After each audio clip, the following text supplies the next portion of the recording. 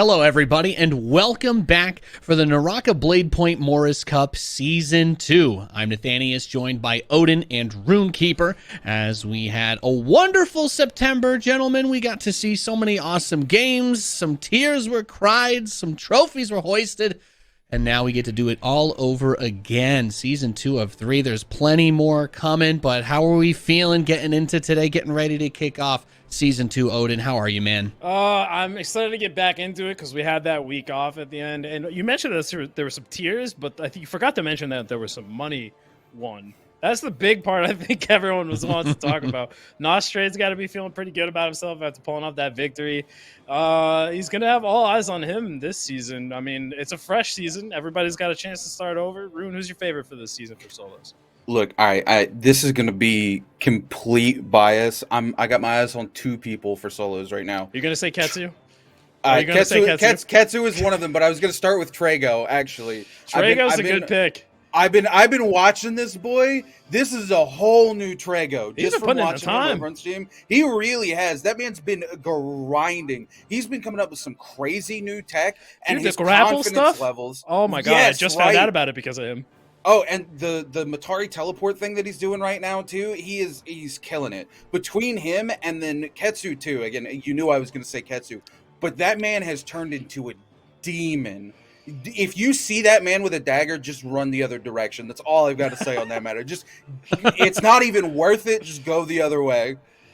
So Runekeeper's not excited at all about the new season, as y'all can clearly see. Definitely nothing crazy going on there. But yeah, I mean, we've got some steep competition coming in, as we were talking about. It's going to be 3-week stage. We're going to have the qualifiers this week. We're going to go on to the semifinals next week. And then after that, we'll be back in the studio for the Season 2 finals, where we're going to find out not only who walks away with a big share of the money, but also makes it to the December Grand Finals, which is what it's all building up towards. And we have some players that have already qualified from there from the end of the last season, like we were talking about, some players like Nostrad, who crushed it in the solos and looked fantastic. But Naraka itself has also changed a little bit, right? We have Valdi coming into the game now as a new character, and I think we're going to take a look at the format graphic real quickly before we get into that. I'm very excited.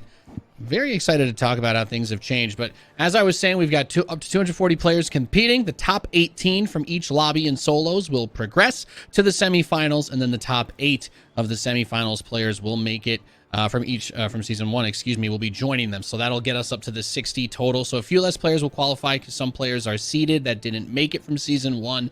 But then we'll get to the final, and they'll be competing for $10,000 as well as a spot in that grand finale in December. And just to quickly get through this, we did change up the scoring system. So you'll notice that the base amount of points you get for placing in the top 10 is a little bit more uniform. It'll be the same from 9th through 5th, and the same for 4th through 2nd. So what that means is, with the multiplier on the kills, basically the value of your kills is going to go up as you finish a higher place. So you don't just want to finish in 6th or 7th, because there's basically no difference there. You want to finish higher up where you can get your kills to have more value with that multiplier, which should definitely shake things up a bit, Odin. I think with the changes too that we've seen with balance and people getting a little bit more familiar with the way that the meta plays out competitively between all the top level players, we're going to see a little bit more of that emphasis on the snowballing with the score change. It's going to be very interesting to see these final circles. I feel like maybe we're going to see less people because it was chaos, especially in the finals. There were so many people in that final zone, like so many more than we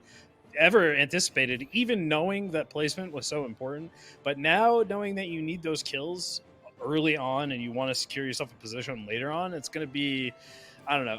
I think if we see more than like 15 people alive on like zone 4.5 as we close into zone 5, I'll be very surprised.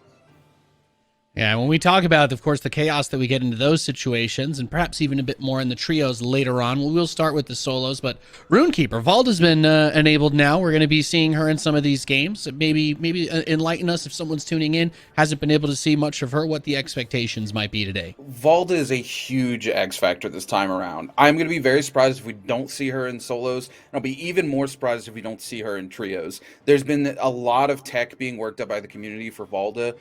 She's very strong in solos right now. She's got that F ability, which lets her escape, and she can also lock somebody up and do a 0 to 100 combo if they can land it just right. And then in trios, we talked about before, we talked about the teams with the Vipers and pairing that with hard CC like Tumulk and stuff. It's even more so now. I'm going to be very, very surprised if we don't see a Viper, Yodohime, and Valda combination. Valda being able to throw that ult up while they're stuck up in the air. Viper can ult, guaranteeing the stun, followed up by a Yodohime ult. It's huge for trios. But I'm thinking we're still going to be all over the board. I definitely think we're going to see that. But with trios, I know a lot of these teams have been playing with the team comps a lot because it controls a lot more of kind of the meta right now that they're getting so used to playing against each other and they know what to expect from the other teams. I think we're going to see some crazy combinations this week. Yeah, I love the breakdown on that. Of course, whenever we get to see changes coming in, I mean, that's the best part. Naraka is not it's not the oldest game. There's going to be more content coming out. We were talking about some of the skins that came out. We've got another character coming up really soon. I mean, we saw the teaser for you, Sean. I cannot wait to see what he looks like. He's super cool. The Dynasty Warriors looking vibe that we got from him, super cool. Yeah, and I do believe that we're going to be getting ready to get into that first game shortly, so I'm going to hand it over to you guys, and you can do your thing. Let's go. Appreciate it, Nate. We're going to go hop over here and take a look at the lobby in just a second, but yeah, I mean, it was great insight on Valda Kui. I think, interestingly, we saw Jaxi show the power of that Yodohime F, and of course, the hype moments with the ults and the final circles and solos were absolutely insane. I think he got like 3 or 4 kills with the solo in that first game with the ult. And it just shows how strong that character is. There was definitely a point in time where she was kind of like discounted as not being that good because she's sort of nullified by Matari in terms of the power aggressively. But that F has become such a powerful tool. You can throw it out mid-fight and heal. You can use it to cut off choke points and escape their buildings. It's like there's so many new applications for it that didn't show up at the start of the season. And now we're seeing she's a lot stronger than we thought. So honestly, it doesn't seem like there's any bad characters right now. That there's nobody that just uses. You say that there's a couple characters who definitely could use some love. We're not going to go into my opinion on it.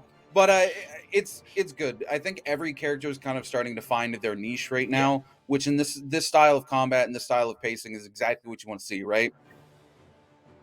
Looks like we're going to go ahead and jump right into the game here. Oh, man, look at this spread. A lot of people down in Soul Jade Mine for solos. You don't really look at the winery. Look at the winery. Yeah, right? What is with this? Man. People love this winery, man. It's such a fun place to start. Can we also talk about this circle? Look at this first zone closure. Cutting off more than 50% of the map here out into the ocean. It's all going to fall down on the left side of this map. We've got a noob here. We see more of the dagger here. We were talking about this, right? The dagger is much stronger now after those little mini buffs, and people have gotten used to it. Trying to chase down a kill here. Oh, but he's going to get third-partied here. Haunt is going for the kill here with the longsword, using a little bit of that toothpick, but using the gold dagger dash, gets the parry on Hauntless and claims the kill. That was really nice. Noob actually, I don't know if like he canceled out the gold focus there, and he got a couple hits in with it, but like immediately looked for the parry. It was almost like he read his opponent's mind. He knew that his opponent was going to follow up with a focus, just try to get some damage of his own.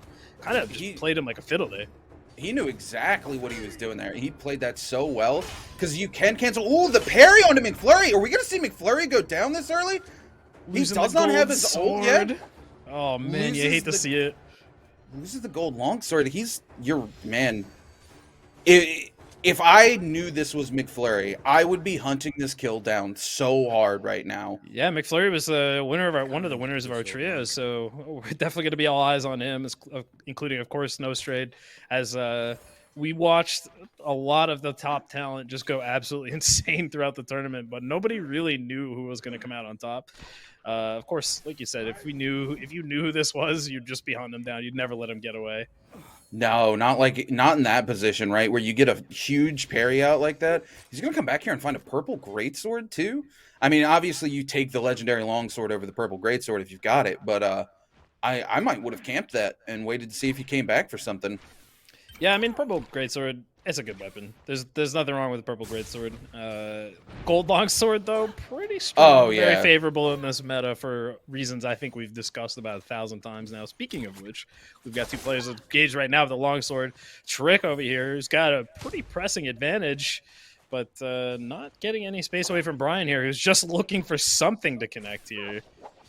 And both of them here kind of playing footsies. And this is what you have to be careful of here in solos, because here comes that third party, right? Neither of them willing to commit. They're both just kind of dancing around each other, and now that third party is going to drag in, and that's crazy Mad Tacos. That's not somebody you want to get third party for. Look for the tracking on those whiffs. Mad just on Trick here. Ooh, jumping in with the... Okay, this is guaranteed combo with the follow-up. Not much damage because it's only a white greatsword, but it's still scary because you got that third party off in the distance. You know, we're seeing people getting a little more crafty with the greatsword as it is... You know, it's got a lot of mix-up potential, but they're slow mix-ups. And as people come more familiar with it, we're starting to see people rely a little bit more on the grapple left click up close. You get a guaranteed follow-up. You got to look for those two pieces with the greatsword if you really want to get the most out of it. Snowfall eating the right click from the greatsword. Another one following up, but just barely skips by him as he gets over here now, trying to dash away to get a heal off. He gets... Oh, no. No shit fell for the bait. He doesn't know. Snow just getting out of this situation. And you know what's funny? You don't see this a lot, right? Yeah, it's not very common. Yeah, very few Mataris play this teleport back to where you teleported from. F ability here. They usually opt for the two quick butterfly wings. Funny enough, Ketsu, one of the players that utilized that very well last season in trios. Mad Tacos and Brian TTV going at it here. The Tumulka ult here, trying to zone this up, gets the heal, gets the reset. Crazy Mad, he doesn't land with the dagger though. Ski in a lot of trouble. Can handle in the shot. Gets around the corner, got a little bit of dash there. Oh, he's looking for he's looking for that scale rush, but no follow-up. Oh, one more hit from either one of these players is going to do it. Panda has a gold longsword, so anything at all is death.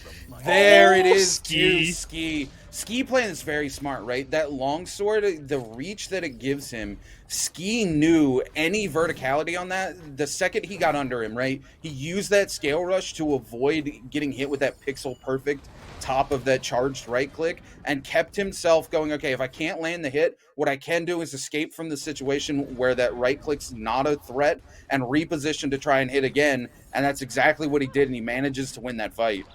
Yeah, we were talking about footsies earlier. Oh, Crazy Matt over here with only a white greatsword. Not afraid, though. His Trick is going to engage onto him. They'll combo with the F, though. One more hit's going to do it as he falls off the cliff. No connection from Trick. Just one more hit. He can't find him, though. A grapple is all he needs. Maybe he's going to get it. Yes, finally catching him off the side of the cliff. Crazy Mad going out quite early in our game one, the qualifiers. Mad there. I don't know really what he was going for there. He was back up at the top of the cliff. He easily could have gotten around, got the reset. He had no health, no armor there. I'm not sure I would have went for the right click down with them still being with so much armor there. Mad must have thought he had that. Yeah, you know, it could have been a situation of overconfidence. Maybe just a bit of a misplay. I think he might have tried to use the right click to try to go all the way down the cliff to create some space while attacking. But either way, unfortunately for him going out quite early, going to have to show us his skills in the second game. Of course, we talked about the scoring earlier, so a lot of opportunities for people to get a ton of kills early and then kind of play it out to the end. You know, we'll see a lot of different strategies where people will either be hyper aggressive towards the end once they're comfortable with their gear. We might see people go Celestra, Still Tide, get super aggressive early on, secure kills, and then rat it out. Oh yeah. And let's by the way, let's talk about this. 34 players left alive. First zone is still not spread yet.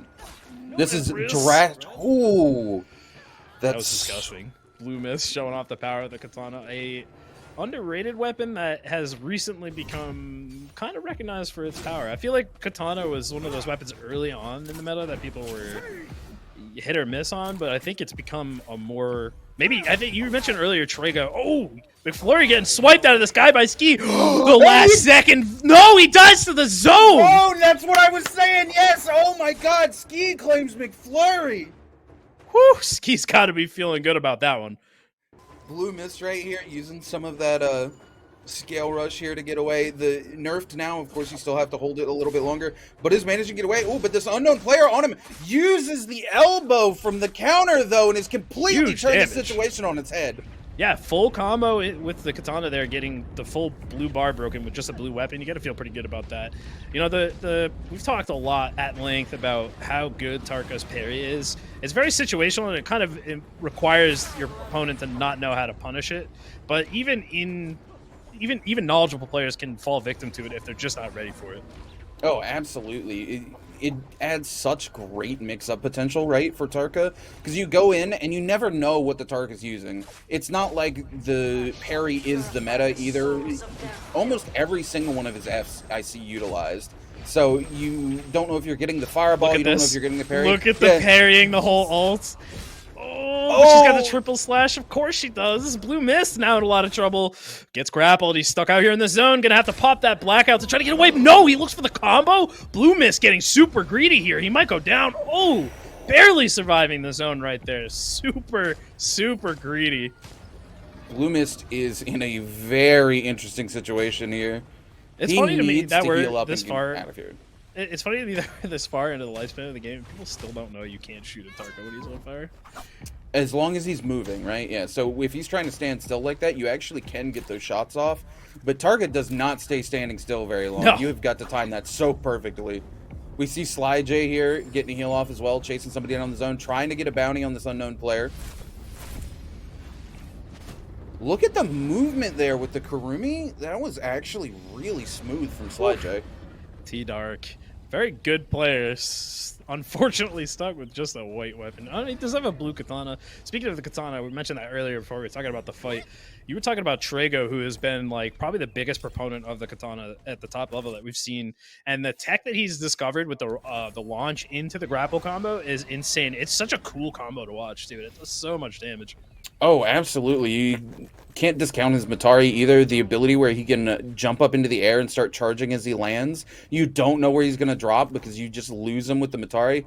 Milko here, the Law, is trying to go in on Ski. Miki, okay, doesn't have a ranged weapon? That was a free kill. He just doesn't have a ranged weapon. He's going to fall up on Ski. He might be able to finish him off and claim a gold longsword if he does, but no, now he's got the ranged weapon. Did he just not notice what was going on there? Huge missed opportunity from T-Dark. Absolutely. The other opponent stunned out. They're charging a greatsword. They're not going anywhere. You just pop that with the bow. Yeah, she was running in a straight line because she didn't know that anybody else was nearby, and she got the stun. She didn't even bother healing, which is the craziest part to me. She thought she had full confidence that she was going to get a full combo there, of course, paying for it. T-Dark now getting engaged on by a full armor Ski who has a gold longsword, and this is going to hurt. Into the knock-up, yep. Full knock-up combo. T-Dark's going to be forced to ult and TP out.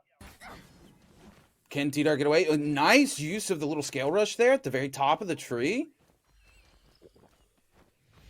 Man, it doesn't matter how long you play this game and how many times you get used to the movement of Matari. It is so hard to keep track of her when you get into these areas with a lot of different colored foliage and stuff. She can just slip away on her roof, get one quick heal off.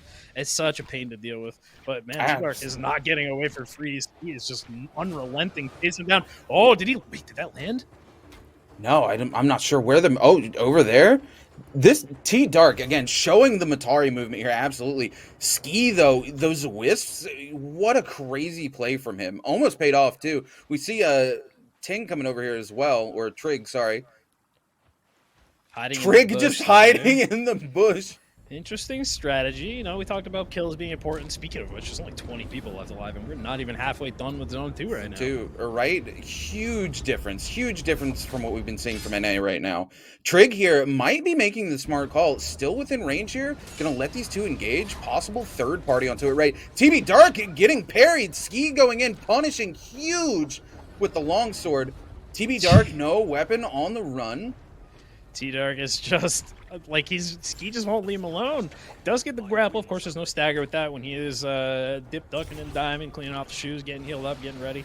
He's going for a little sprint, as Matharis are known to do.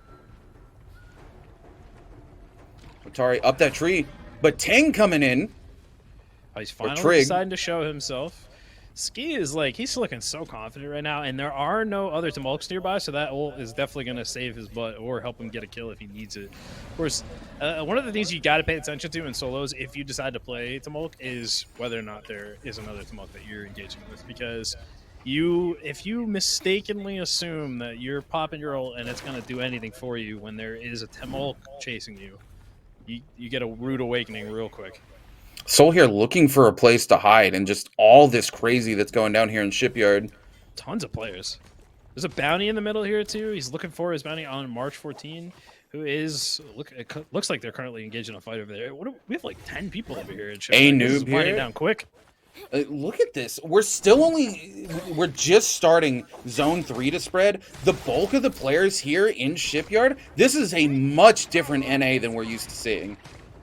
Yeah, this is more reminiscent to the early days when people didn't care so much about the placements, or they were just playing to get the combat XP. But now that everybody's comfortable, they're actually going in for the engage, but gets countered and gonna be a full combo. No! Dropped by this player. Misses the shot, trying to follow up. Now up onto the mass. One more hit's gonna do it. Daxi getting knocked down. Sliver of health, gets grappled to. One hit, that's it. That Tarka parry, we talked about it. It's such a strong mix-up. All of a sudden, you're winning that exchange. You go to cancel out of the combos, so you can go back into more left clicks without having to worry about being parried. But Tarka throws that parry up anyway with his F ability, and it just doesn't matter. All of a sudden, it's reversed right on you. You eat an elbow in the face, and the tables are turned.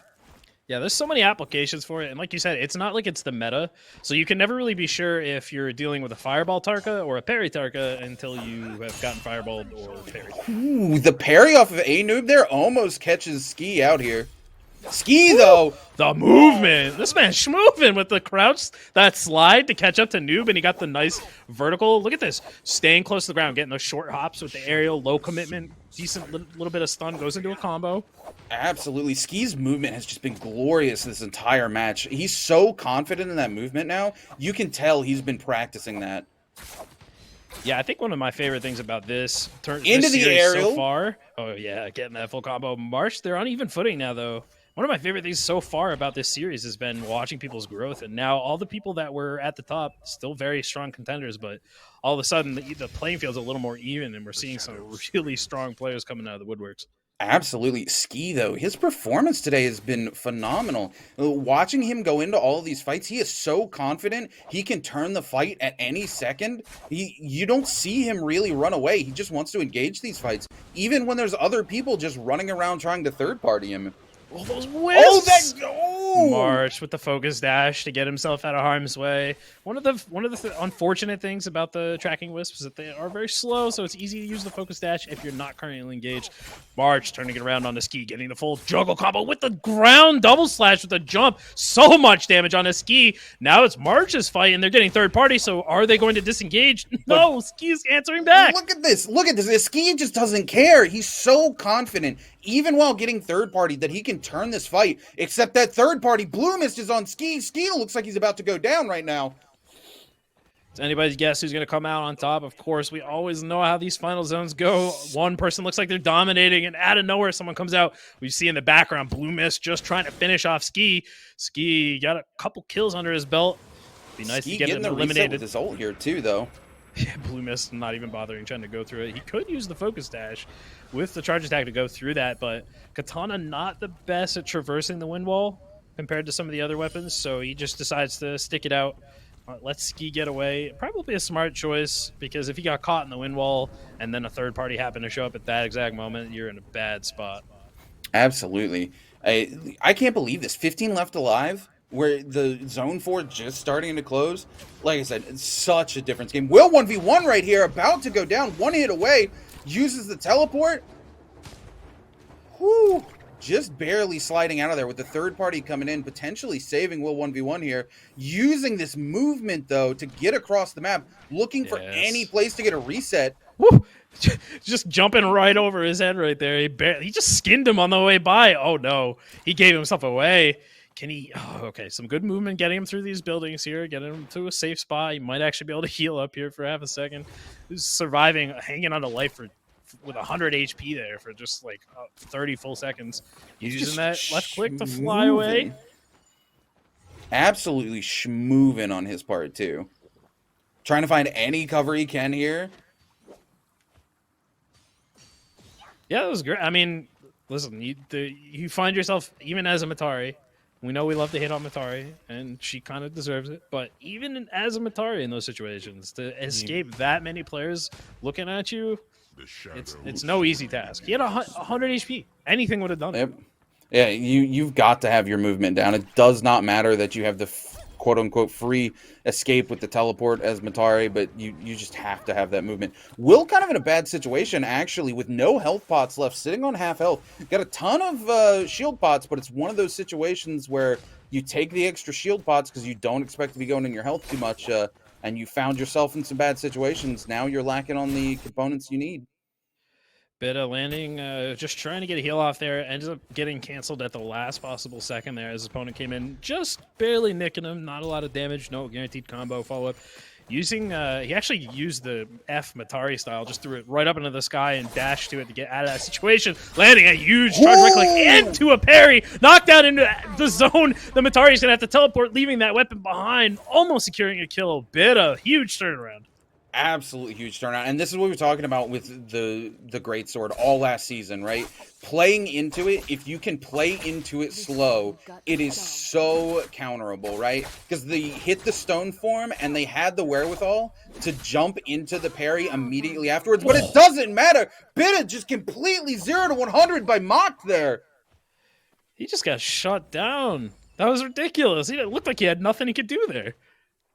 Sometimes you just see these just beautiful decision-making moments line up, and you just destroy somebody. T-Dark almost getting one of his own, using the TP to break the engagement, flying out of there on top of the ship.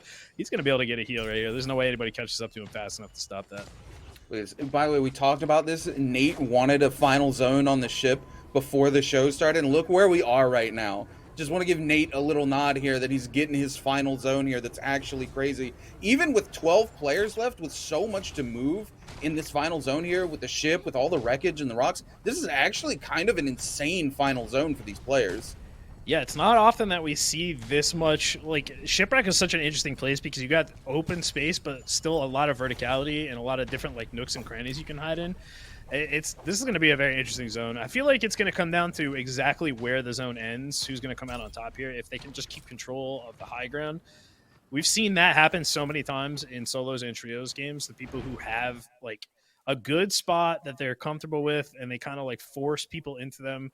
You know, if you're a Yodo, you want a choke point to abuse your F. If you're a Matari, you want to be out in the open where you can teleport around.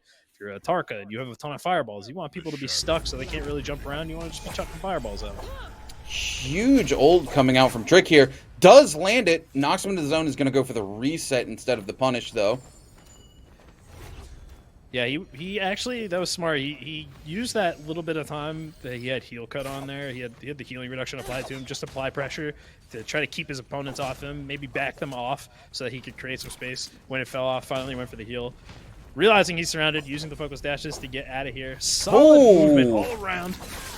Blue Mist coming in, though. I don't think there's any place Trick can go. Trick actually does slide out of this. Blue Mist going for the shot, though. I think Trick is done here. Where do you go in the middle of that? Yeah, March finally getting taken out there. The third party actually came in there and was what ended his run. Huge charge uppercut by T-Dark. No follow-up as the Matari teleports up, swapping to the bow there for a second, maybe looking for a shot. Can he keep track? Looks like he lost his opponent. The top of this hill is going to be huge into this final fight. Yeah, Theophile is there. What was the substitution jutsu as the unknown player over there? Ooh, they almost knocked into the zone by TB Dark. Going down all the way to the bottom, trying to get a heal and a reset here without going into the zone. TB Dark now going on to Snowfall. Huge hit from the legendary greatsword. These legendary greatswords are nothing to play with. Barely misses on the Snowfall. That would have instantly ended him. A charged right click from a legendary greatsword with no melee resist is like almost 900 damage. It is, if you don't have purple armor, if you're on just health, it will almost one-shot you. And that's just the first hit, and we're not even talking about the second hit coming in if you get the uppercut into the down slam.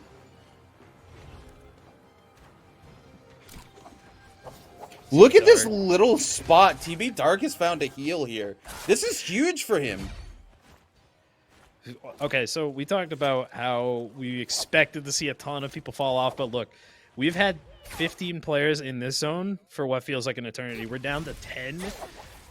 Okay, now we're seeing a little bit more aggression as the players are huddled against each other. We see this happen every zone. Fighting for whatever space you have. March there on the aggression, immediately getting turned on by another player, having to back off.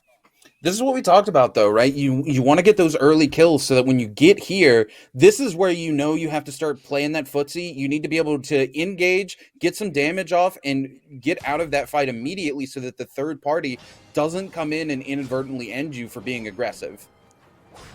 It's a delicate balance because you want to be aggressive, and like if you get somebody low, you want to chase them down, make sure you get that kill. It's one more person off the board. It's one less person to watch your back from. It's more points for you, but you got to balance. You got to be careful not to go too aggressive. Loomis landing a nice combo, immediately turning around. Smart move there from him, but unfortunately the Matari was just above the vertical there. This legendary spear is going to do a ton of damage if he lands that Dragon's Rush. Oh, absolutely. Trying to follow it up with the musket too, which saw some nice changes as well this season. Yeah, that velocity change, very nice. Huge change for the musket, and actually made some of the soul jades better inadvertently as well. I have not gotten to try out the soul jade that increases the velocity. Did they remove that? No, it is still in the game actually. Yeah, so now you just got the intervention every time you pick up a musket. Yep. Oh, there we go, the Dragon Rush we were talking about. Oh, he canceled out of it. Why? I'm not quite sure why he canceled that when you've got the gold charge there. Nobody can come in and interrupt you like that. Oh, Mox is saying, no, this is my spot to heal. What is going on over here off the cliff? T-Dark connecting with the jump, right clicks. Rebirth getting taken out there by T-Dark as he falls into the zone, trying to avoid those plunging attacks over and over again. One of the signature moves of the Greatsword. When you have verticality over your opponent, it is so hard to deal with. You have to get those charged attacks, and when you're on a cliff like this, how do you do it? Yeah, absolutely. Loomis in a lot of trouble now, though. Using the left click to fly up, stopping it just in the nick of time before he hits the edge of the zone. Very good. Ski's still here, defying all the odds. We've seen Ski so low so many times, but he's still just playing every fight as confidently as the last. T-Dark picking up another kill there. Somebody who we thought was going to get eliminated by Ski early on. Now one of the top contenders for this final zone. March, invisible, Ski. using the teleport up. We see this tactic all the time, but he teleports into a bad spot, gets picked up. If he touches that zone, no, he gets picked up by T-Dark. Blue Mist here in a bad spot. Better now. Theo, though, is literally one tick away. If Theo walks into the zone, he's just going to die here. There it is. Oh, it didn't tick. Missed. Blue Mist, though. Missed is going to kill themselves. Oh, and the zone T-Dark picks up that kill as well. Ski's still in 1v1 with Ski in the unknown. He knocks him into that. He knocks him into the zone. Ski's going to claim it. The confidence shown by Ski this entire match. Picking up 5 kills. T-Dark 5 kills. What a madman. Ski just went off. That was disgusting. What a run by Ski, and let's not forget. You know, I think the beginning of that match was Ski getting into a fight with McFlurry. Yeah. So just being contested and challenged the whole way throughout, and we really get to see just a very hectic and exciting start to that. I was like, wow, 9 minutes left in the match, but 15 players alive. I can see our format has definitely encouraged a bit more aggressive action. Absolutely. Ski played such a confident game. Every single encounter, even at the threat of third party, he just continued the chase. He had it. He knew he was going to walk away with it. Yeah, he never looked for a second like he doubted himself, which is, it's important to be really confident. Of course, confidence, pride goeth before the fall, but Ski was showing that he had the skills to back it up. And, you were talking about he ran into McFlurry at the beginning, stole that gold longsword, and that was like the star of the show for the whole game for him right there. He just chased people down relentlessly. And, of course, why wouldn't you be confident if you have a gold longsword? It's considered the best weapon in the game right now for a good reason. Yeah, great pickup. Got a lot going, a lot of early momentum for Ski there. And thank you, Runekeeper. I know you're paying attention to the silly things I say when we get ready for the show. I did want the boat finish by the cliff. We had both of those things. A little bit of the chaos. You were talking about Mock trying to get the heel down on the side, being knocked off. Just a whole lot of that hecticness. Tell me, actually, you know what? We're going to talk about it a little bit more. We're going to take a break and get ready for our second solos match. Thank you all so much. We'll see you soon for some more Morus Cup.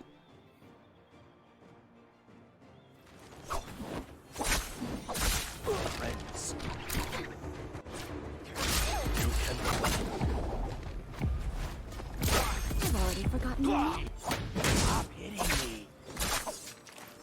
No hard feelings. Tell no lie. Nothing personal. Already forgotten? Not the first, not the last. More interesting.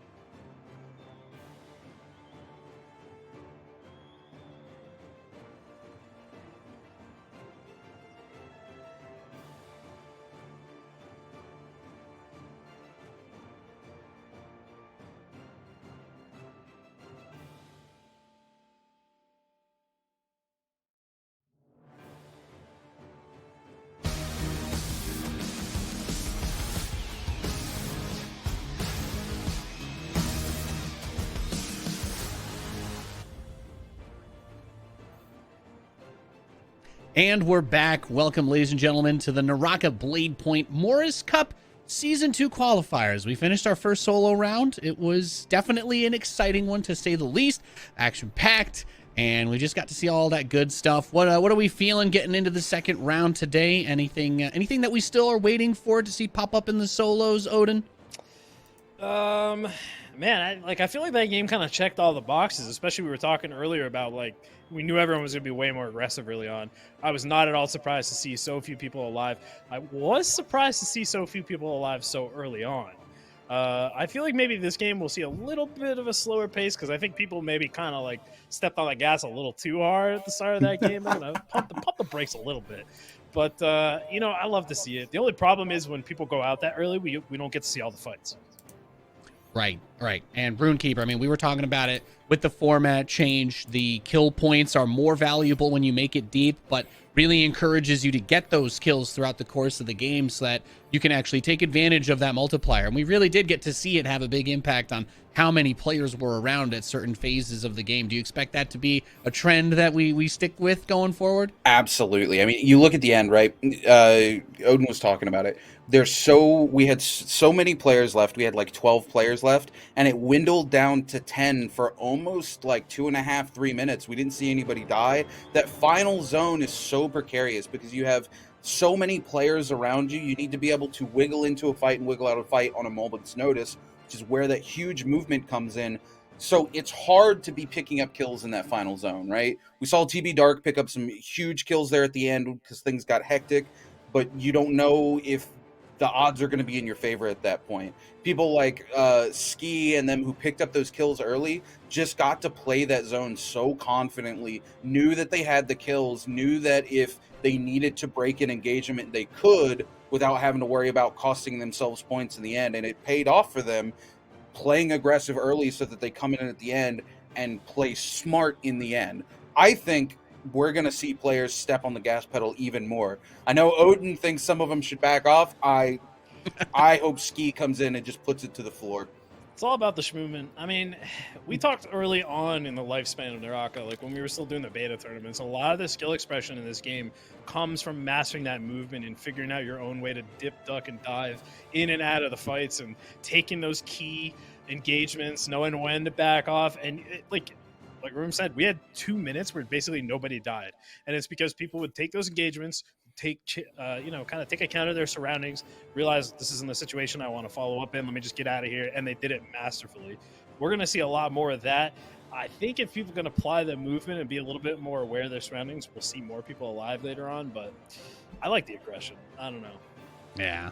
Oh, I'm never going to shy away from looking over towards those fights. And I think, probably comes into consideration a little bit. I mean, that final circle where it ended up being was kind of an open, flat top terrain. There wasn't really much place to hide. We had people pushing each other around. So maybe we'll end up with something a little more chaotic. But between you and me, I was, we were a bit of a change from last season where you would have a lot more players still fighting for those positions in the later like rings. 20 plus. Yeah, exactly. So it's really just been a nice shakeup to see. And I guess we are going to be ready for the game in a little bit, but before we get into it, I'll say, did we get to see much of the Valda there? I had my eyes open, but I didn't quite get my eyes on anybody that was really breaking her out, Runekeeper. No, we didn't see a whole lot of Valda this time around, and it might come down to familiarity, right? A lot of these heroes have been around since the very first beta. People have been playing them. They're really hard stuck on the characters that they want to play. We've seen a little bit of changes over time, right? Like Jaxi used to be the #1 Viper player in the world. Now he's out here showing people that Yodohime hasn't been left behind, that she's super strong. But we don't see a lot of that mix-up from other players, right? They find that thing that they're comfortable with and they latch onto it. I think once we start to see some more players who play Valda in solos consistently, maybe towards next season, or maybe once we get to the actual finals, we'll see people who are comfortable enough to bring her into the competitive scene. A lot more Tarka, a lot more Temulk. I wouldn't call that surprising. I feel like maybe there's probably people who are just tired of playing Matari. I don't know. Oh, well, I appreciate the insight so much. It looks like the next game is just about ready, so I'll hand it over to you guys. Have some fun. Let's get this done. Rune, one of my favorite things that we were talking about is how Tarka having the parry or the fireball is like a mix-up in and of itself. We're going to take a look at the spawns right now as we jump over to the game and check out what everybody chose. If we're going to see any hero mix-ups, if we're going to see people running the same champs as they were before. Look, Sunwing's Rest absolutely lit this time. We're seeing a lot of fights already up in Eventide as well. A way different spread this time around. Looking over here at March 14, who did quite well last game, securing himself a top 10 spot. Starting off over here in Shipwreck, where he showed off his skills, getting a nice legendary pile right there with a purple longsword. Gun Goblin over here getting engaged on by Noel, turning around quick with the focus attack. Does he get the follow-up? Nice dash into the cancel. There we go, picking up the spear combo. Tons of damage real quick, bringing it back from what looked like a very dire situation. Oh, yeah. Ski, again, out here with the longsword, white longsword, but still the same level of confidence here. Going in on 9L. I mean, he knows what he's doing with that longsword. He danced around 9L, and he's like, I don't care if it's boy. I know what I'm doing. I'll beat you with this thing. Oh, the parry coming out from Spicy as he checked. Spicy ramen, but there, parry coming back from the Tarka. There's that elbow right into the face, into the weapon swap with the longsword, just like we talked about. That mix-up potential from Tarka with the parry so is huge. Good. So good. It's like I was saying before, it's like a mix-up just to be Tarka, because he's one of the few characters who has two completely different skills. Having the fireball and the parry, you have to, you're not sure which one they have until they use it. Right? So, you know, maybe he's gonna chuck a fireball at you after he knocks you down. You can chase the tech with a fireball, or he's gonna parry you when you're in the middle of a combo if you drop it. Here, getting knocked off, but going back in, ready to engage right on this. Does he know Chaos this is King a and third party? Rebirth. I don't think he does. Zaki Boy with the legendary katana here in a bad situation. One shot from this cannon would actually end this. Oh, and Anu just goes for it. Yeah, I think Zacho needed to be a little bit more proactive there with the offense. But, you know, of course, he's in that situation where, like you said, anything would do it. So he was just being as careful as he could. Unfortunately, there's only so long that you can dash around and try to react to things before something catches you off guard. Those are those situations where you either need to hard engage and hope your combo goes off and you can win the fight before they have a chance to retaliate, or you need to look for a reset immediately. Yeah, it was tough. Miko landing that F. Nice knockback there. Bonfire. He is not running the silence, so Bonfire is going to be able to TP out of here if he does get anything off of it. Ooh, that golden dagger dash. Ooh, no ult from Bonfire. Bonfire's going to be forced to run away here. Miko's going to get reset on the shields, but I don't think it matters. Coming in with this dagger, look at the movement here. Going for the gold dash. Oh! Miko, though, catches him at the very top of that charge. Right click, but there's the golden stab. What does Miko even do? They can go into the dash. Ooh, the parry came out just a moment too soon. They baited the parry that was so strong from Miko. Yeah, Mikio looked like he had it on lock there, turned it around for a sec, but after that gold focus came out, man, we talked a lot about how strong that new move is for the dagger.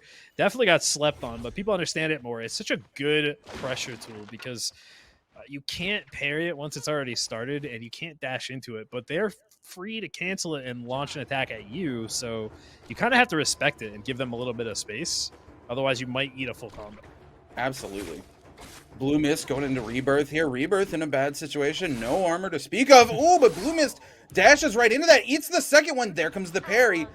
Rebirth respecting it, though. Blue Mist getting nice the parry parry, out of that. That's gonna kill him. Is going to be out.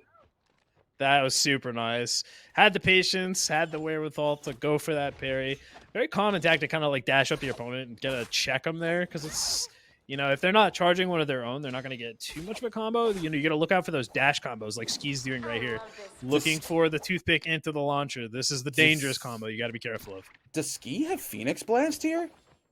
I don't know. I think I saw the double energy.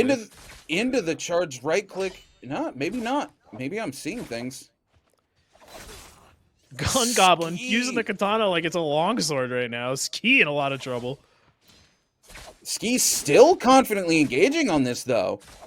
Gone Goblin, no ult available now. Ski has wisps. The mix-up that Tumult can get with those wisps right now, if Gone Goblin plays aggressively into this, it could be very bad.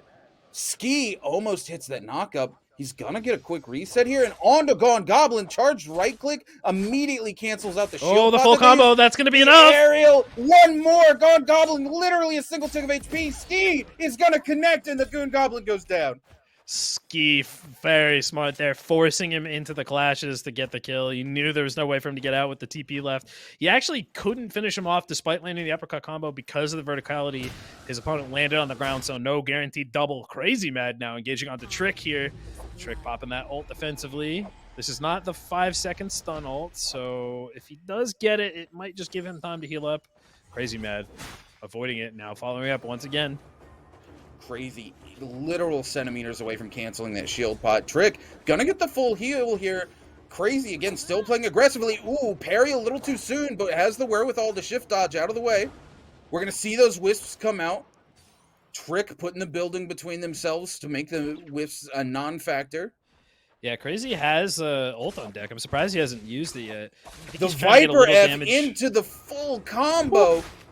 Crazy on the back foot here. Can't ult, can't use any abilities here. Trick catches another charge, right click. We're gonna see the ult come out. Oh, huge! He knocks him out of the wind wall, though. Trick barely saving himself here.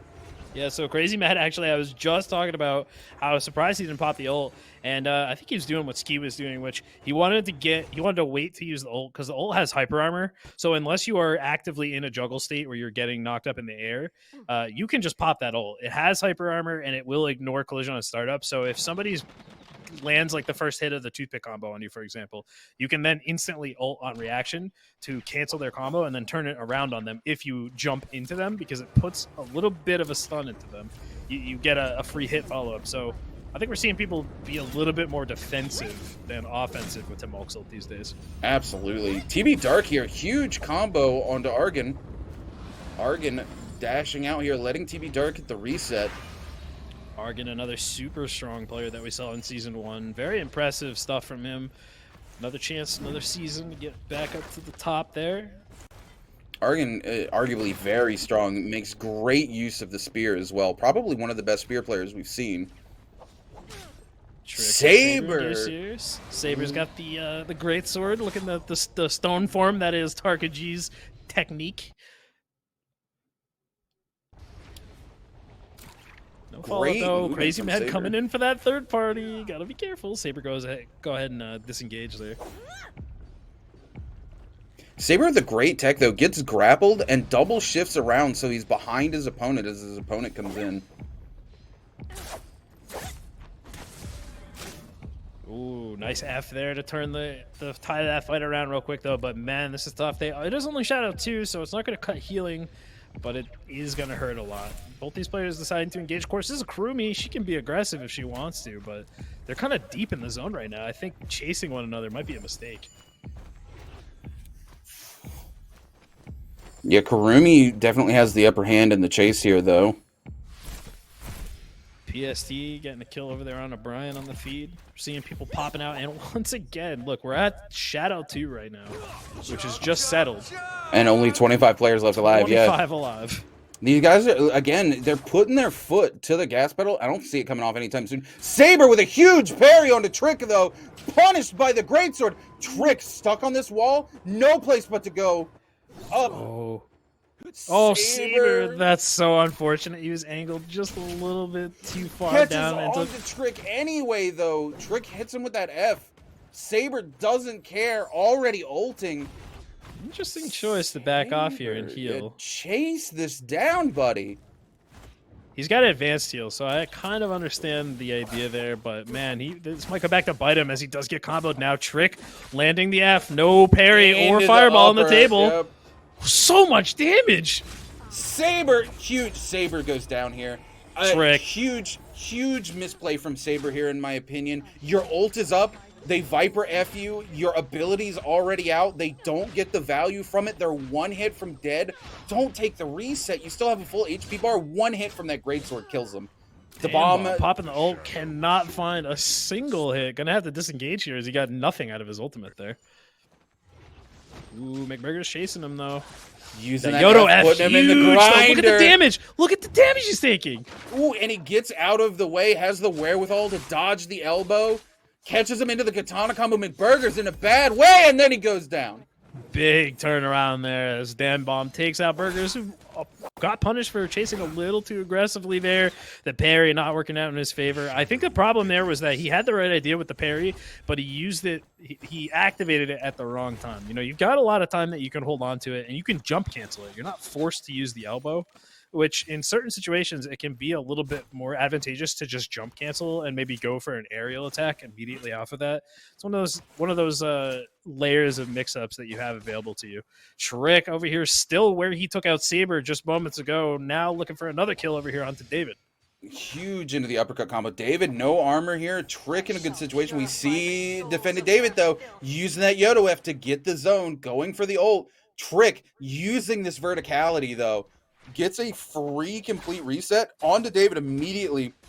Grabs a Salic on the way up, too. Oh, no, they don't. I misquoted. Looked like they did. The parry spam coming out from David, getting punished by Trick, saying he has have nothing that. He's just button mashing on him at that point. Crow's getting a parry of his own, looking for the huge There's the right click. Valda. Ooh, into the ult. Valda in a great situation here. Gonna get a free reset. Catch him on the downturn. It's pretty good for him. I mean, not out of the woods just yet, but man, that heal is going to help him out a lot. Daxi, however, being chased down by Hotties here. Daxi's got that gold greatsword. It's one of those items you really want to hold on to. Hottie's got a gold longsword himself. Unknown player here looking to come in on the bomb. The bomb having a very strong performance right now.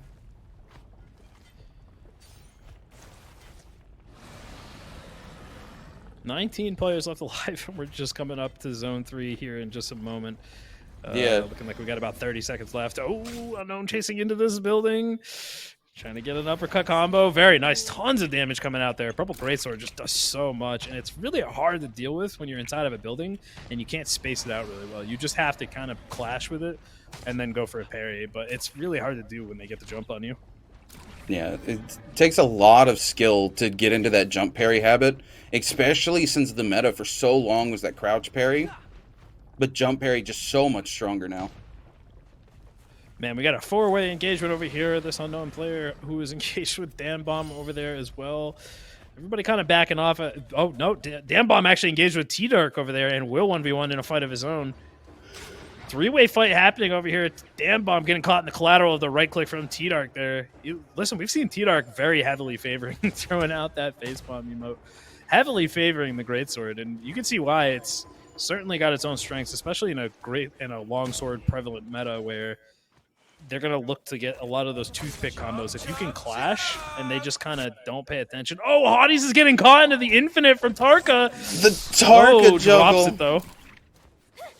It's a very hard combo to maintain. It is. It's difficult. It takes a lot of practice, and even if you land the right hit, a little bit of weird elevation can make it really difficult to follow up. But this player is being completely relentless. Hottie's getting caught with the switch up to the greatsword there from the katana. One more hit, not going to be found. This player is looking for it, but hard to keep track of the slippery Matari on this kind of landscape. Oh, no, eating a shot. Oh, double shots there. Unknown player number 2 on top of him here with the greatsword, switching it up. Still chasing, doesn't want to give it a go. Oh, uses the jump in air to get over top of the katana charge right click. This is a tough spot. He needs to find some damage to create some space. He's not going to be able to get away from this for free, and he does. Getting a nice charge right click into the uppercut. That's not going to deter his opponent forever, and he gets shot just as he was about to dip around the corner. That was so close. Very good use of the charge right click there to create some pressure on his opponent. Unfortunately, he was already so low from the previous engagement that it just wasn't enough to get him out. Nice attempt there, though.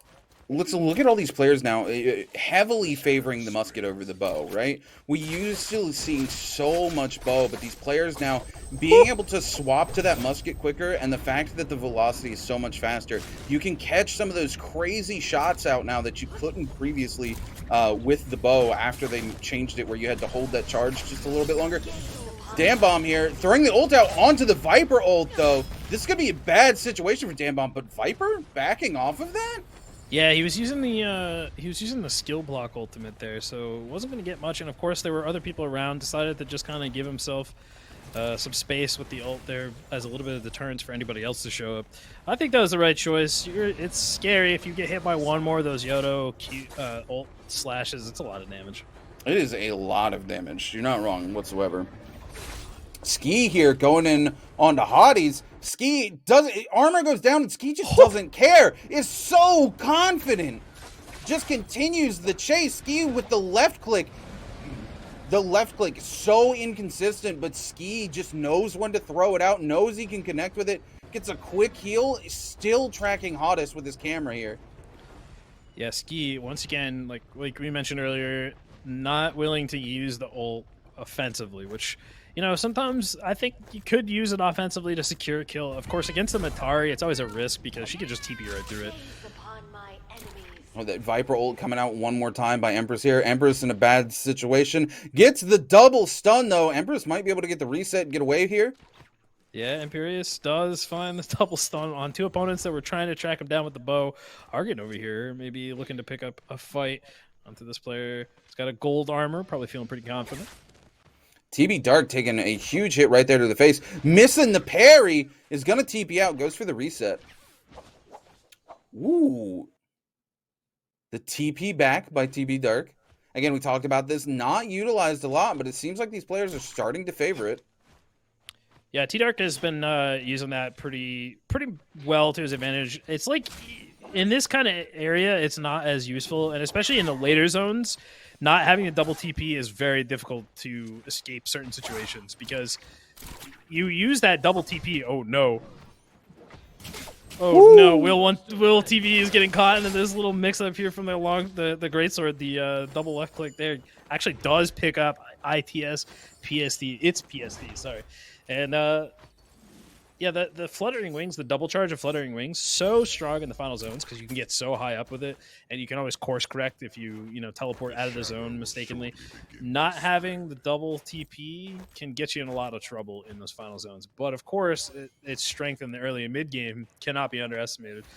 Being able to just return to where you were before, forcing the opponent to either stay on your clone or chase you to the new zone. It's like fighting Zed in League. It's like, how do you catch this guy?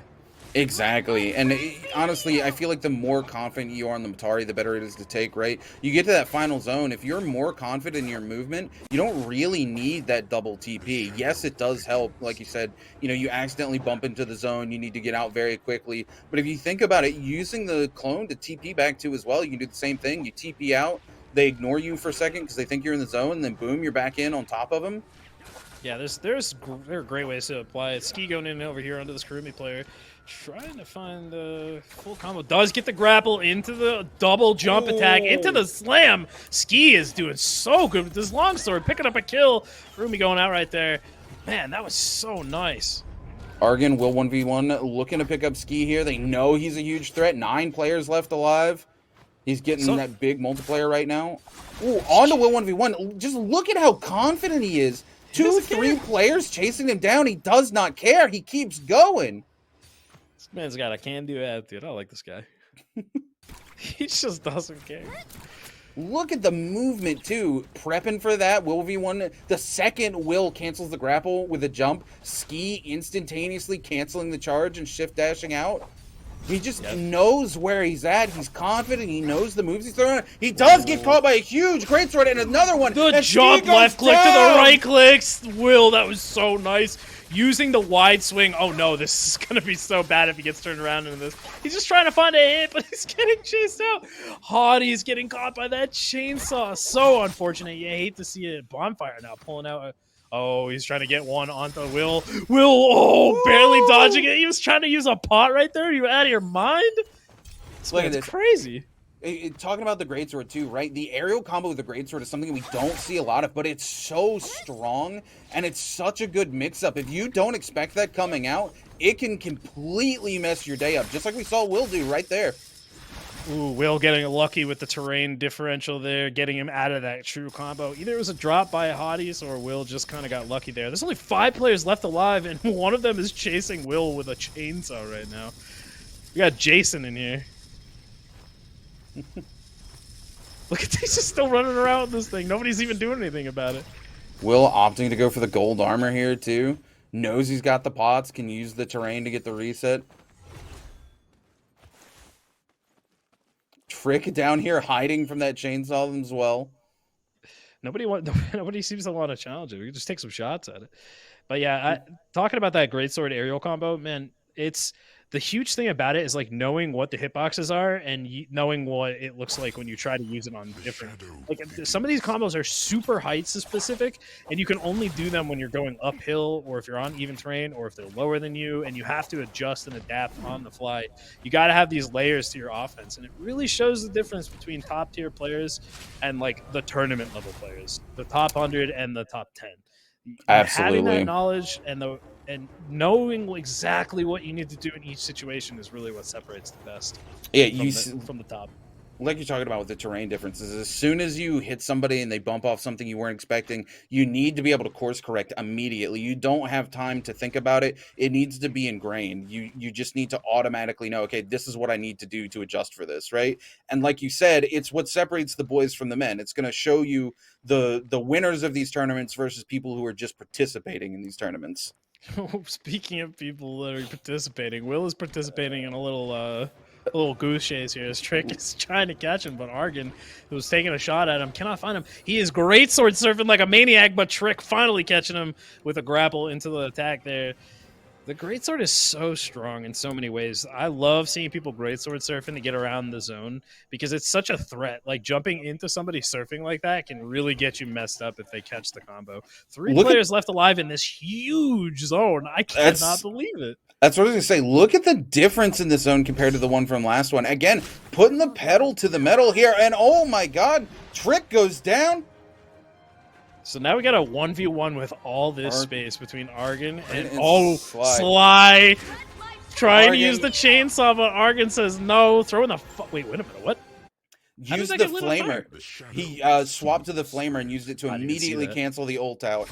Smart plays by Argon here. Argon needs to find a chance to reset here and get a blue charged attack into that chainsaw. Sly J getting a nice charge right click, launching Argon. That's really good for him because now he can just get the reset. They're both going to go ahead and reset here. I think that's the smart thing to do. Neither one of them wants to aggress before the full armor, full pot. Sly J, no cairns nearby to get restocked, but Argon has some time to get. And look, I see some gold over there. He might pick up some jades. He's got. It looks like they're both running max HP at the moment as they've got that 1500 or 1400. Definitely just picked up some jades. There's that chainsaw. Again, if Argon has the wherewithal to turn around and blue clash that chainsaw, it could put him in a very strong situation. Sly J trying to heavily utilize the greatsword here to his advantage. Knows if he can hit one good hit with it, it's a game changer as far as armor versus HP here. Argon onto Sly. Sly forced the TP back. Sly in the zone. There it is. Argon's going to TP up over top of it. Whew, There's it is. There's the charged blue. Exactly like I was talking about. Argon. One more hit gonna do it. The chainsaw hard here. Sly with 1 HP. Anything. The flamer comes out. Flamethrower. Sly gets a small heal, but immediately canceled out by the flamethrower. It's not gonna matter though. Argon getting the kill with the flamethrower. Sly J was forcing that chainsaw so hard, and Argon was so smart. But whoa, Trick with 7 kills in 3rd place. He might actually be the winner of our second round. Trick huge with the 7 kills there. Argon as well. Having the wherewithal to turn around. The chainsaw is so scary, but you've got to remember, if you can make that gap, get a distance long enough for you to charge that blue and clash it, they're at such a disadvantage. 1.5 seconds to get that chainsaw spinning up again, or you have to swap weapons, both of which leave you vulnerable to eating a full combo. It is not a good place to be. No, and speaking of not good places to be, on the other end of the flamethrower, too, an explosive finish. I mean, how often do we get to see it boil down? Mano-y-mano, Argon versus Sly J. They had a pretty tremendous amount of space for how late in the game it was, but the positioning and the movement, and honestly, you guys are talking about the ult interrupt and whatnot, some really high-level play coming out of both of them, and what a way to end that second solo round, Odin. Yeah, Argon, man, props to him for being so aggressive right there and just punishing the use of the chainsaw there. The switch to the flamethrower was so smart. I didn't even see it happen. Room was the only one that caught it. I'm sure some of you at home did, but I blinked and I missed it, which is just to say that these people have so much awareness of what's going on around them. They'll just instantly be able to react, and it just shows you why they deserve to be here at the top. And I mean, The big thing there, it looked like it was maybe going to go back into Slijay's favor as he landed that charged right click, but he was already burning from the flamethrower. It was too late. He didn't even have time to get the Kurumi umbrella off. It was over. I mean, man, Argon, that was like some Fox v Fox Final Destination stuff going on right there. Yeah, high level Naraka Bladepoint 1v1 to finish off the solos. You can't ask for too much more than that. And just to keep everybody clear, we're about to jump to a break, but just want you to know we'll be posting about who's coming out on top from the solos on socials and in the Discord. So stay posted for those to find out where everybody ends up as the admins get everything tabulated and calculated. We'll be right back with a trios coming up next. You're more valuable dead.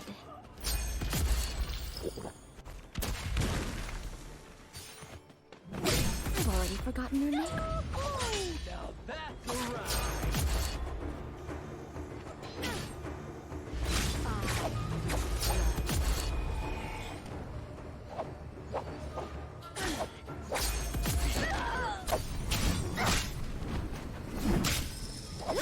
You're more valuable.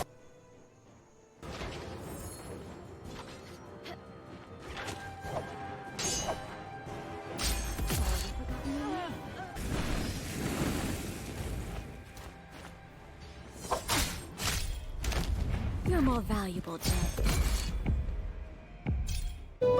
The needs of my crew pull in the other. What use is a heart to a dragon?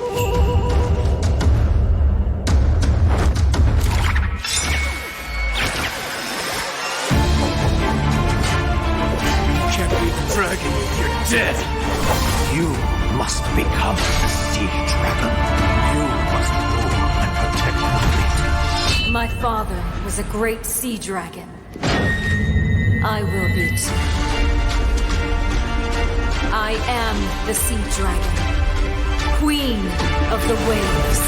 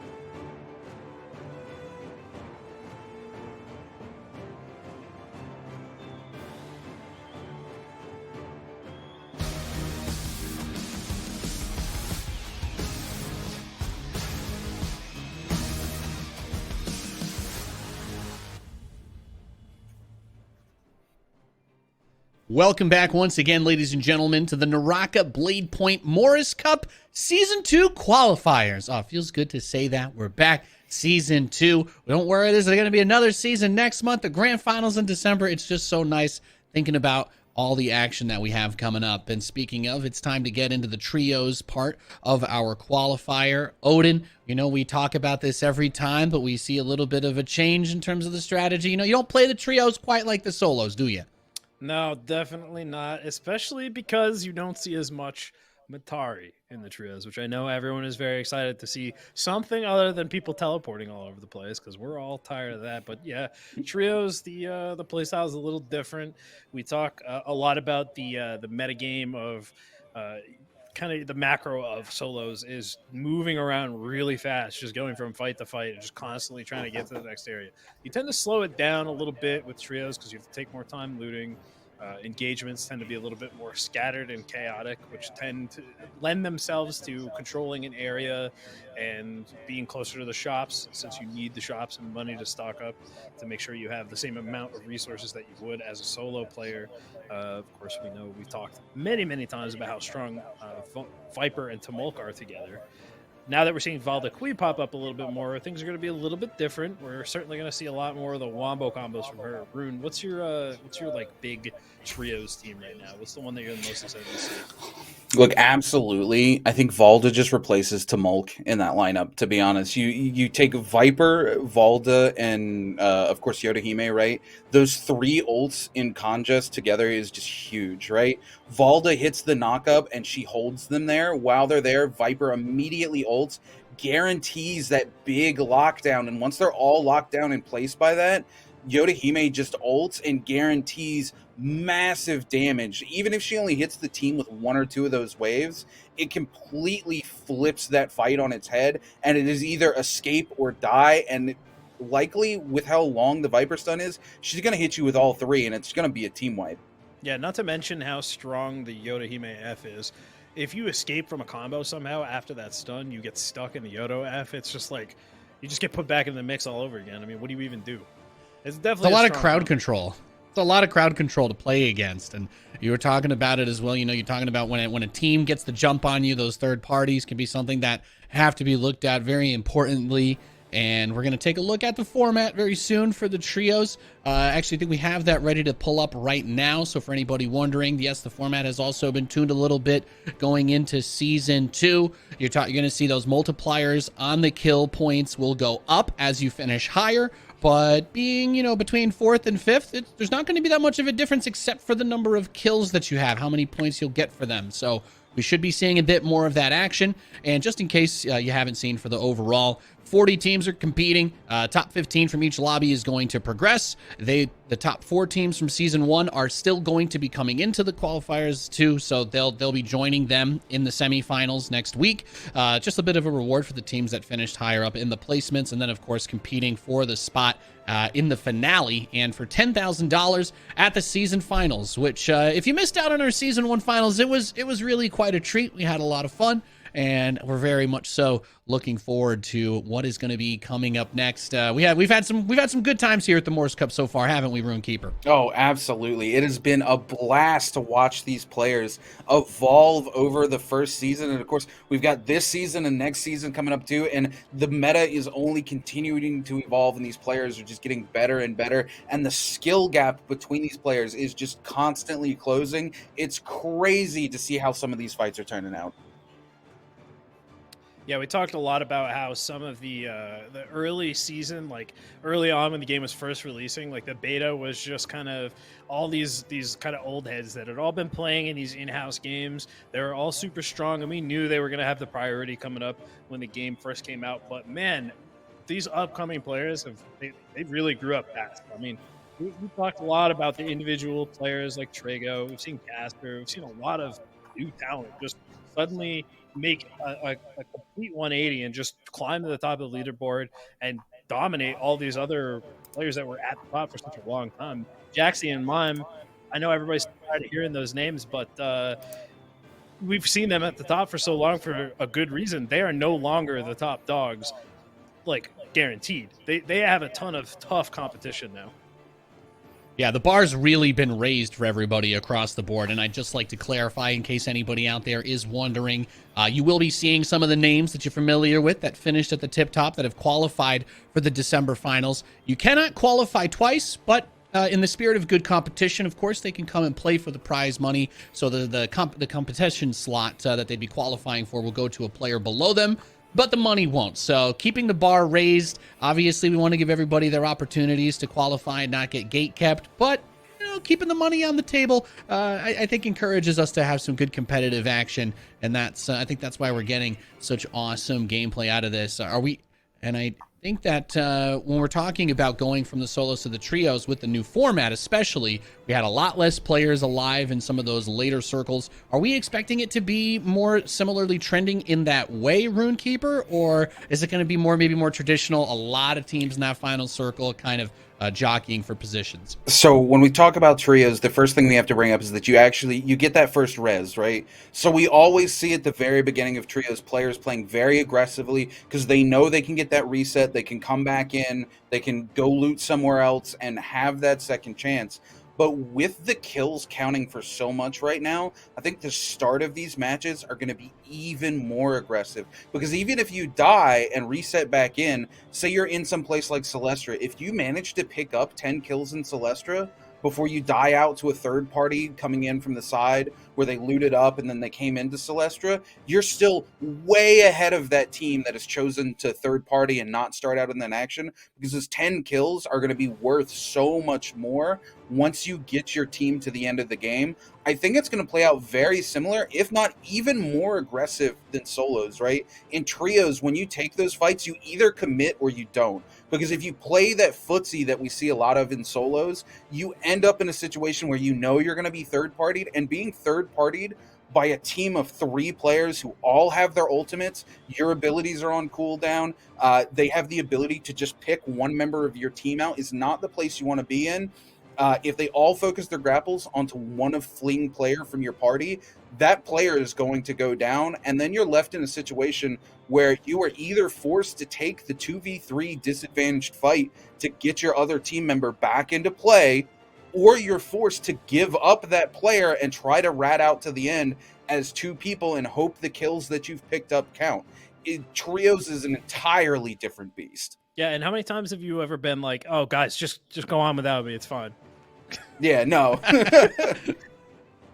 Yeah, I think that's a very good point. Right? My team's gonna leave me? I don't think so. Come on, guys. You gonna win this game without me? What are you thinking? Any chance we might have another flamethrower versus chainsaw finish? That was a spectacular way to end the solos. We never see something like that. That is honestly one of my, it wasn't the most insane end zone. Of course, we've seen way crazier final circles. The fact that it was only 1v1 with such a wide open space was very surprising, but it was very memorable just from the fact that Arya managed to get the kill like that, and SlyJ was forcing so hard with the chainsaw. Of course, I mean, if at any moment Argan actually got caught with it, it was lights out. But man, yeah, I'm curious to see what trios final zones are going to look like.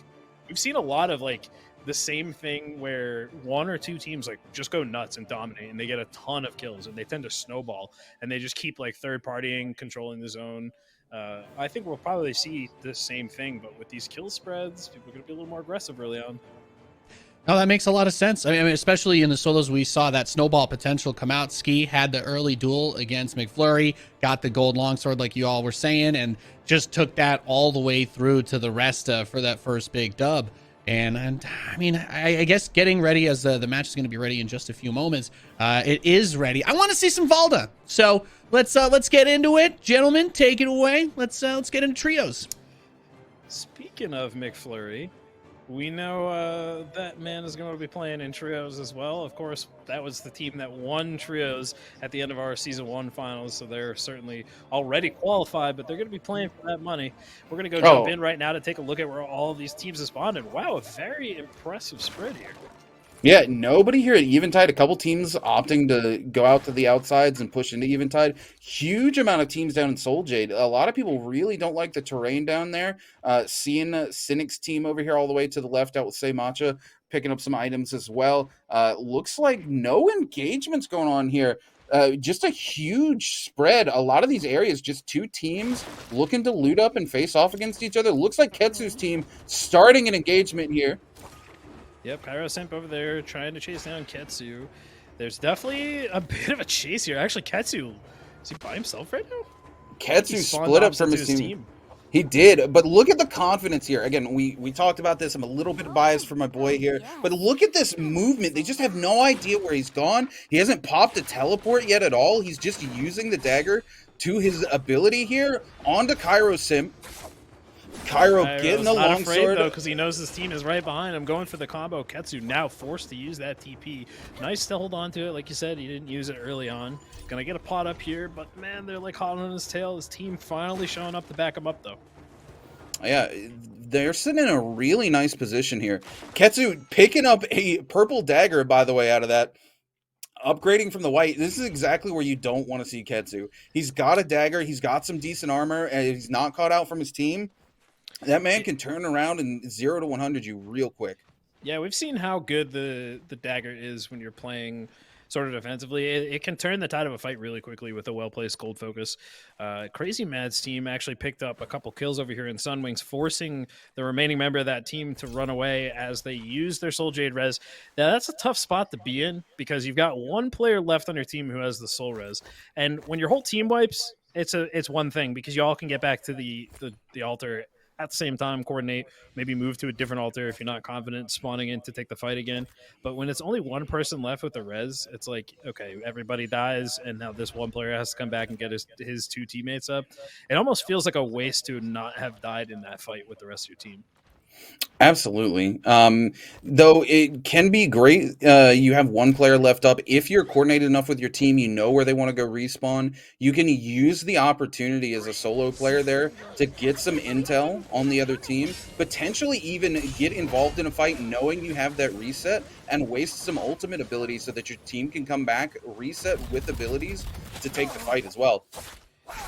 Hell's Chicken here jumping in onto this TN High player who actually landed a nice belt earlier, but man, now he's getting stuck into the charge clash. Into the parry from Popcorn Chicken. The big read there. He's not even going to get the TN High in time. The Titans call, not saving him from the blender of three players. We've talked so many times about how difficult that situation is to be in. And honestly, Greatsword, it's kit seems like, okay, you clash, you get that crazy stone form level 3 with the Earth Shaker, and you just destroy a whole team. Yeah, except at this level, nobody's going to let you get away with that. Absolutely, not at all. Rose's team here cleaning up. They're going to get Avocado back with this Avocado who played extremely well last season as well. Yeah, another top contender in the solos. We didn't get to see him as much in trios there. I'm not actually sure how many games we watched of him, but man, now we see Green Dragon over here. Versus Green Dragon and Yibi Child. Definitely a super strong team to watch out for in this game. Getting a nice uppercut there. Yibi Child actually the one to finish off the kill on the Frosty there. Crazy Mad picking up Sleep on the feed there in the meantime. Ketsu just trying to use some movement to get out. One hit's going to do it. And of course, we talked about those grapples being so strong at locking someone down when they're trying to escape. You can dodge away from one, but you can't make it away from two. Ketsu here, if you notice there at the last second, decided to stop moving, by the way. The grapple didn't cancel his movement. Like you were talking about coordinating with your team, it's almost better to just go ahead and die so you can coordinate where you're going to go. It looks like they might have been on comms and the team might have just went, okay, this is where we're going, Ketsu. Let's go ahead and go. And Ketsu just let him get the kill so he could boogie on and be with his team. Yeah, and they didn't really have like the best gear. I mean, they certainly had a few good items spread between them, but it wasn't anything too devastating to lose. I know from playing many games of trios myself, it sucks. It's so bad when you pick up some really good loot early on, you lose the fight, and you just want you really want to just go back in there and take it. Showmaker actually taking it right now from the Greatsword. Yeah, Snow just on Showmaker here. Oh, no, it's Show, not Snow. Show giving it to the Showmaker of all players. Yeah, look at this. Okay, so a lot of people don't know that there is no collision on these bamboos. So, like, Show was kind of... There was a bit of a line of sight break there. He might have felt confident, and all of a sudden Showmaker just connects with a grapple, and you kind of go, oh, wait a minute. Show now realizing that he is in the Lion's Den, just backing off to try to regroup with his team. Speaking of the Lion's Den, we got a Wind Prison popping up over here as a bunch of names that I can't say are engaged on one another. Team YBS Now picking up a player with the Titans call. Actually, they're grabbing somebody in the back. Yeah, YBS here, though, look at this. Look at the chase from them onto the other team, sitting in a situation where it's hard for the Titan to grab hold of him. The Titan is getting that heal from that, though, but YBS coming in. Look at the great sword charges coming out. Trying to get some big damage onto YBS. Got the Temok from Team 2 here, just disengaging entirely. And actually, it looks like their Tianhai is going to go down as well. They do have the Soul Altar Reses on board. Is he going to get away here? No, they're definitely still giving chase. Of course, he could escape, but man, look at how low his health and armor is. If he gets caught by this greatsword, it's going to do it. Gets turned around on as he tries to get a free hit. Is that going to be enough to save him, though? It is. Oh, he actually claims the kill here. He's in a great position here. If he sits on top of this Karen and can catch these other players out with a wisp or something, he could actually pick this back up. Yeah, his team might actually want to revive as fast as possible and get back there. They could get some loot from that body there. Kerbeck's getting knocked up into a combo here. It looks like we're running...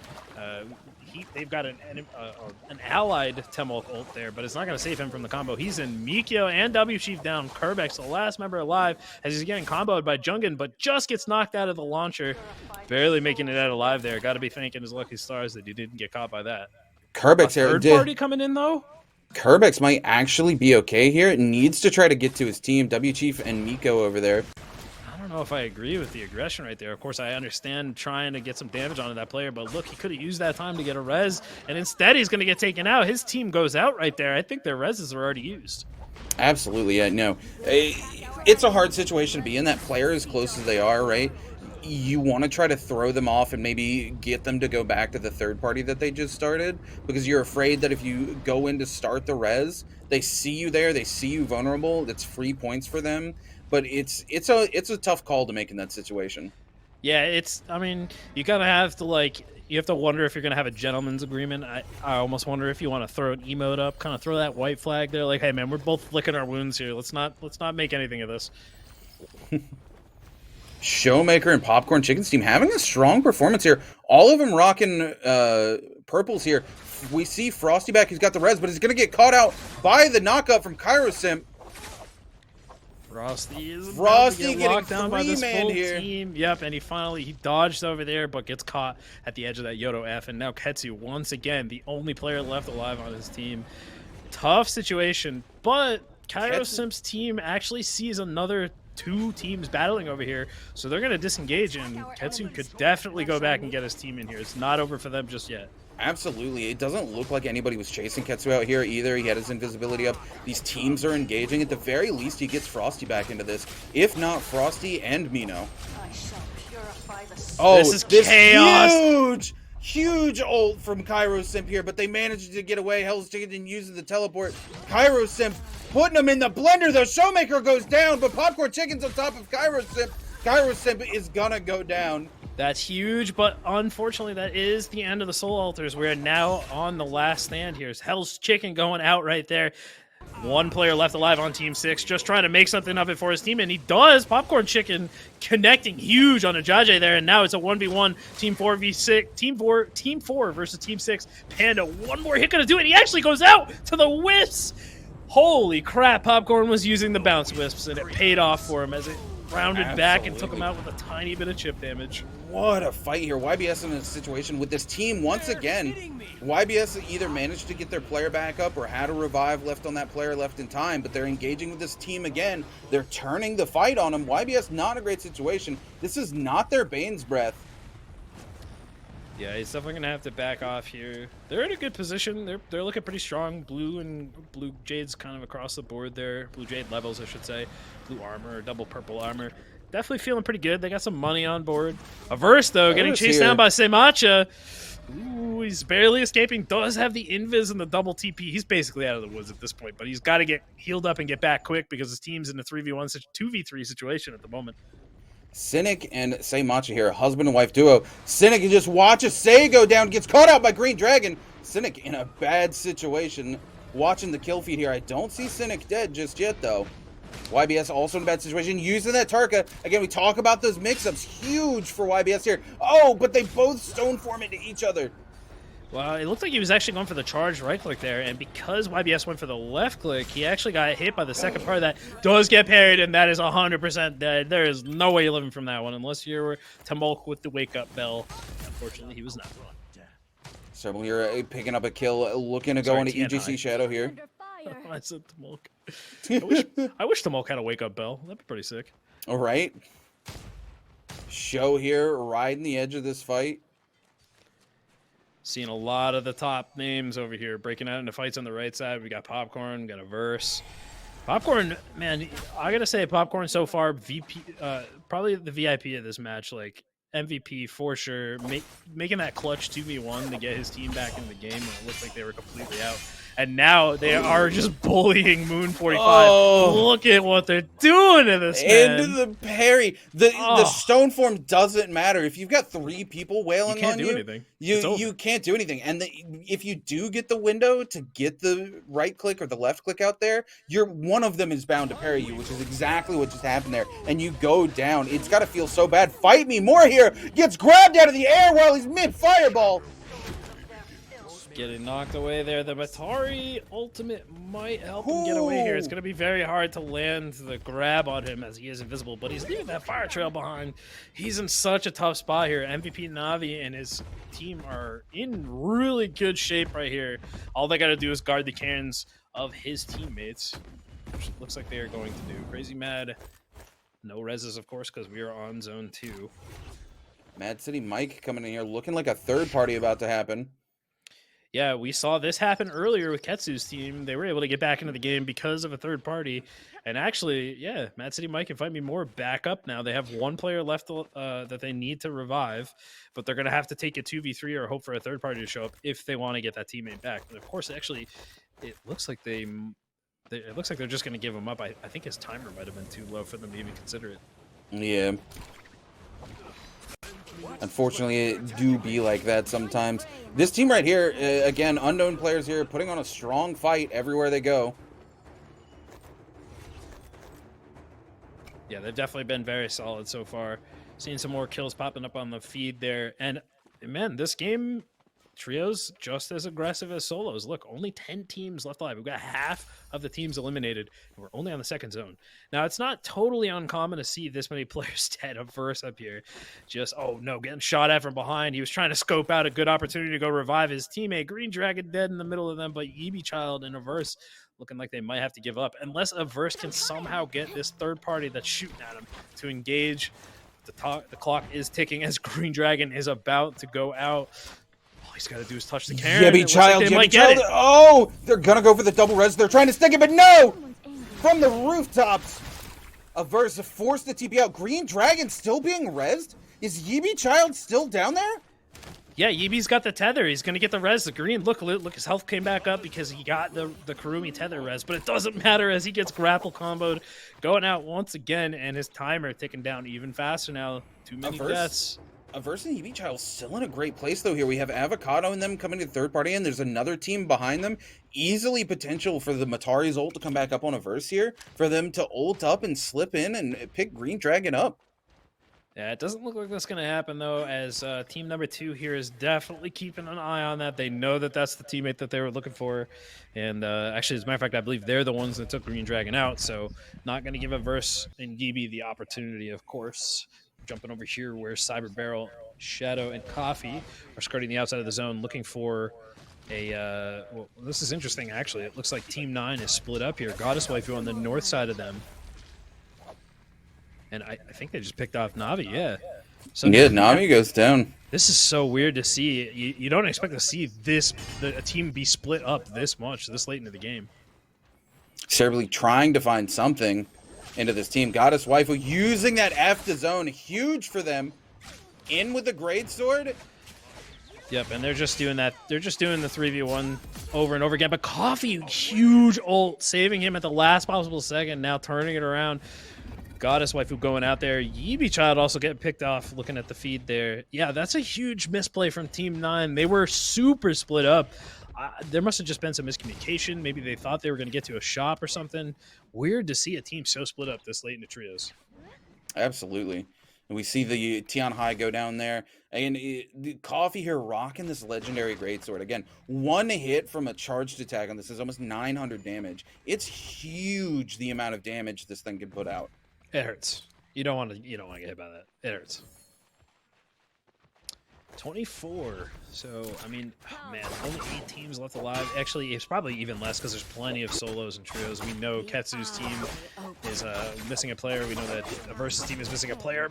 Makro's team is about to be missing another player as he gets 3v1. And not just any 3v1, but Spear Poke 3v1, which is like the most painful way to die. You're just getting just little tiny hits that never stop. Avocado finding a kill onto Ketsu, unfortunately, here. Their team must have just been picked off. Yeah, Rose, Oni, and Avocado, they're looking pretty strong right now, really, with the gear between them. They're definitely in contention for a top team in this particular round. We'll see if they are able to pull together a win. They're certainly, looking at the Jades, they're certainly in a good spot. They got a lot of healing on board. Avocado there with 9 pots. This is honestly a great position. This is where you want to be going late into the game. Absolutely. They've been aggressive. They've been picking up kills. It's either, for me right now, it's between Avocado's team and Popcorn Chicken's team, right? Both of them putting on huge performances, picking up a lot of kills, playing aggressively. They've got the loot to back themselves up. Yeah, we got a Morus popping up here, too. I think there might be a fight over this, although this is still early, so it's no gold armor, and a lot of people are already on purple, so it may not be worth it, although there could be some valuable Jades in there. Still kind of a risk to go for it this late into the game. Absolutely, but also a great way to set up a trap, wait for the fight to break out over it, third party in, pick up some potential kills, and eliminate some of the competition. Let's go ahead and take a look at the map here while we've got a moment. We've got a little bit of time before it looks like any teams are breaking out into fights here. There is a Bane Breath out onto that Morus Blessing, so looking over here, it is still tied. It looks like 18, 8, 11, and 16 are all right on top of each other, and chaos is ensuing here. The Yodohime ult inside of the Temulk ult. Avocado slipping up onto the roof to not get hit by those gigantic slashes. Looks like he has explosive arrows, too. Seismic here, getting chased down by Avocado. The zone closing here on a very interesting portion of the map here. Avocado doesn't care. He just goes for 3 full charges in a row, and his opponent... We've talked about it's the no mix-up. We've talked about that before. Yeah. Like, you just expect that player on the other end to do something a little more intelligent, but sometimes it's the most intelligent thing to do, because it's like, I'm going to do it again. No, you're not. I'm going to do it again, no. Look, it's that old Russian saying, right? If it ain't broke, don't fix it. Coming from the FGC, we call that the no mix-up. You just do the same thing several times in a row. You just keep throwing. Throw. Yep. Throw. He's not going to throw me again. Yeah, he's going to do it again. It's like playing rock, paper, scissors, right? You throw out rock, and they're like, they're not going to throw rock Good again. old rock. And then you hit them with the rock again, and they're like, there's no way. They hit but I'm going to do it again. Third time, and you hit them with the rock the third time, and they're just like, I'm done. Oh, man. Team 2 here just about to engage onto a fight, but they think better of it, realizing that they don't know who's around them. Now, we're looking at the scoreboard here. It actually looks like they are isolated. These two teams, there's nobody near them. 15 players left alive, and they account for 6 of them. So there's plenty of space left. And, man, it's not often that we get to see the zone end over here. I actually love fighting in this area because it's got a good mix of verticality, a lot of pillars and stuff that'll break up the line of sight. It's a very fun place to fight in.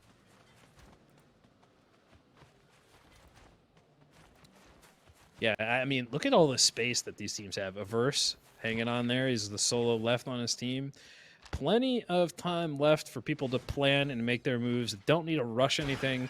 Maybe wait for abilities, wait for ults, look for some last-minute Jades that could be the difference makers. Now, I mean, Team 1 here, they are geared to the teeth. An Earthshaker Glyph, or an Earthshaker Jade would be really nice, or maybe a Phoenix Blast. They've got those powerful weapons on deck, and those Jades could seriously make a dent in their opponent's armor. Absolutely, and this is what we talked about, right? We see this final zone here. Nobody is willing to commit right now because the third-party potential is so huge, which is what you don't want in trios, right? You end up using your abilities. You get third-partied out. They have all their abilities up. Their ults are off cooldown. It just puts you in a losing end of a situation where you're fighting an uphill battle. Avocado Yeah. and them choosing to poke from a distance here, the smart thing to do. All A lot of them more of rocking a this. bow. Yeah. A lot more of this, just the range engagements and the Tomolk, very common character in threes, is usually one on every team. He is to trios what Matari is to solos. The wisps make such a good trading tool because you can pop those wisps, you're immune to range damage, you can take shots at enemy players without too much of a risk coming in on you. You have to be careful of a repeater. I'm surprised that we don't see more repeaters because of Tomolk in these range fights, but it's such a short point. Rose actually getting The caught by those bouncing tracking whiz. wisps. Wait, was that bouncing whiz? That or was tracking bouncing. whiz? That was so weird. So it hit him, hit the tree behind him, bounced back onto him, hit the rock in front of him, and bounced back onto him a third time. That was so weird. I can't say I've ever seen that happen. The aim of that wisp had to be perfect because it had to go over the rock to hit the tree, and then had to be low enough that when it came back, it would hit the rock on the bounce back. Well, the bouncing wisps actually do have some directional impulse. They will aim towards a player on bounce. Now you can avoid it obviously because it's not a homing wisp, but it aims at you on bounce. So I think he just aimed for the tree, and if he did, I mean, that's a 200 IQ play right there. Of course, they don't get anything out of it, but now Rose's team getting engaged onto by Fight Me More and company. They're gonna quickly turn this around though and make him regret it. Fight Me More using the Blackout Vulcan for tons of fireball damage, and Rose's team is getting chipped out here pretty hard by it. They're gonna duck behind the rock here. And I think Fight Me More actually just used that as an escape. He just realized that was a huge mistake on his part.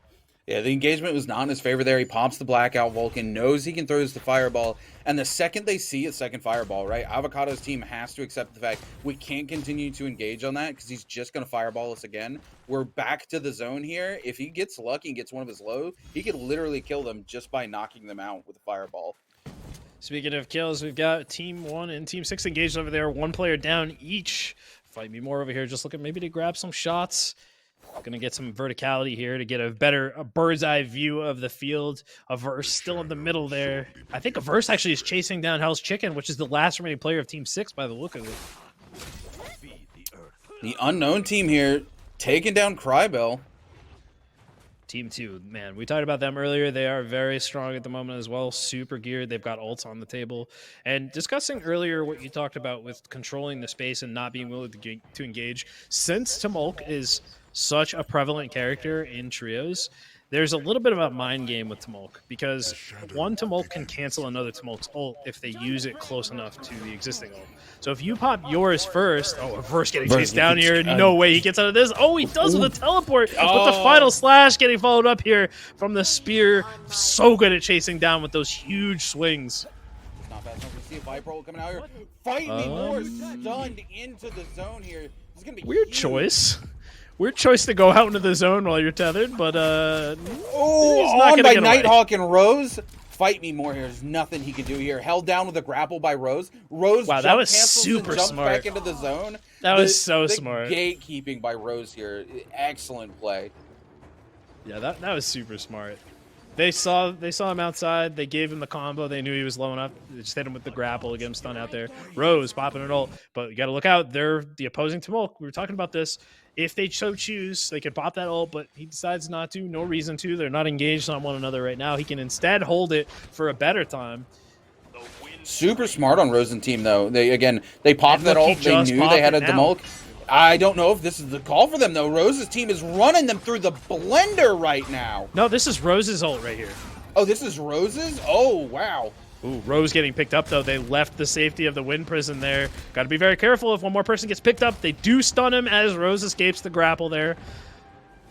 We do see one Nightwalk go down, though. This is it. This is the final fight right here. Yeah, these are the last teams. Hell's Chicken, a solo player out here fighting this. Avocado and Rose need to go in on this. As soon as that Tiana High ult goes down, look at the damage here. If Rose and them can follow up in on this, Avocado and them, they can fight this. The Bell saving him with a sliver. They do find him. Nice movement. They find it. Rose here fighting for their life. There. Oh, catches the uppercut there, gets the parry. This is going to be huge. The punish onto that. Rose, of course, taking the 1v2. Avocado's not going to let it happen. What huge double uppercut there. Uppercut. The ult comes out from Rose, and it's going to be an and. Avocado and Rose are going to clean it up and take the victory for round one. Avocado and Rose. Odie went out so early there in that situation, but they pull up with a huge 18 kills to secure first place. That is a ton of points. Look Such at a good game for them, man. They just destroyed that final zone. Absolutely. Showmaker's team also, Popcorn Chicken to them, putting a huge play on at third place with 19 or 18 kills there. Absolutely massive for them as well. What an end to that fight. What an end to that fight.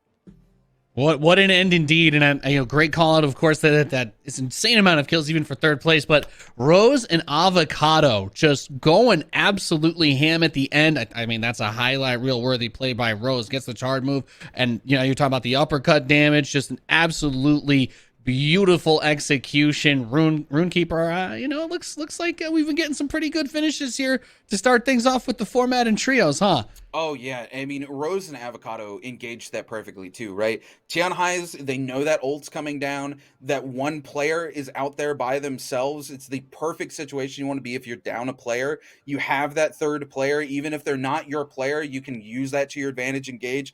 Catching those arrows, knowing that when he demonks, there's a free arrow to be had there, dropping that monk to absolutely nothing, and then hard chasing the kill, even though they knew it was going to put themselves in a bad situation. Rose knew if they could get that monk down, it's a 2v2 situation, completely turns that fight around. Because he never recovered either. Yeah, he was trying to get away behind the pillars, and they act like the fact that Rose snuck in between the pillars while doing the focus dash to charge the right click for the greatsword, that was absolutely disgusting.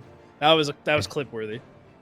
Nowhere to run, nowhere to hide. Rose and Avocado getting it done in the first round of trios. Ladies and gentlemen, we're going to take a quick break, and when we return, we'll get into our second lobby for the trios today. You're watching the Naraka Bladepoint Morus Cup. We'll be right back.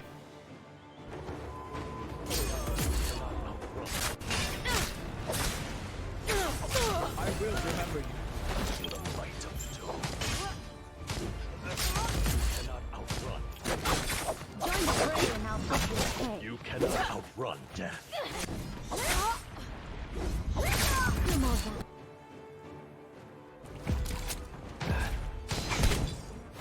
Soon spread.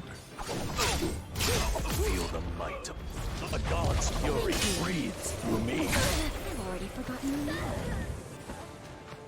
Ever imagined.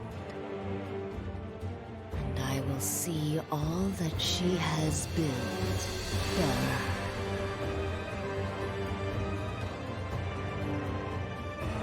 I am Viper Ning, the Crimson Knight.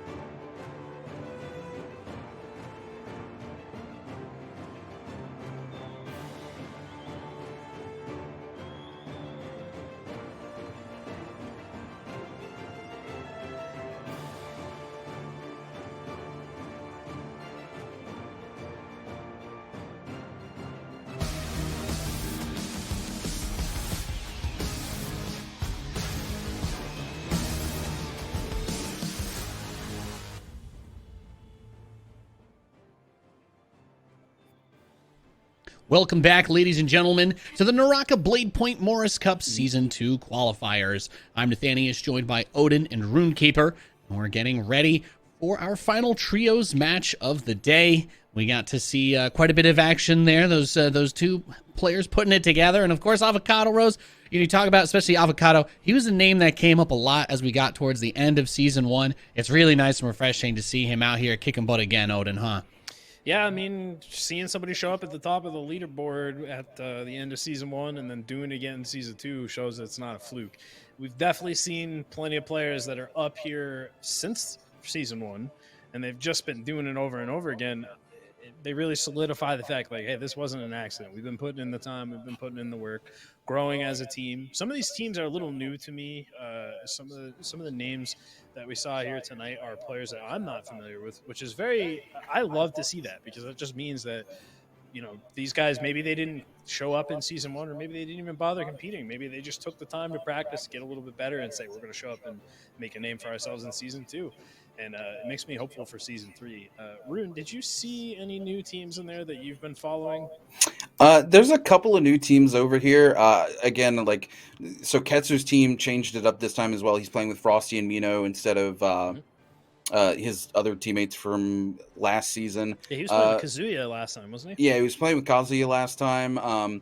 We've seen Casper joining in a trio team as well. Of course, we're not spectating that lobby, but him joining up with Nosrad, of course, the winner of solos last time, is a huge mix-up to the team. A couple of other really good teams popping up as well. It was nice to see Sei, right? Sei, somebody who hasn't been competing thus far, showing up and putting out a good show competitively. I mean, her and her husband Cynic, and of course their third that they were playing with as well, kicking butt, showing that they deserve to be here on the stage. I mean, there's a lot of really good teams that are popping up, and I can't wait to see, because I think Season 3 we're going to see even more of it, right? As this game continues to churn out more players and new people are picking it up, some of these players are grasping the concepts of the game very well. Like, you look at a player like Kubi, right?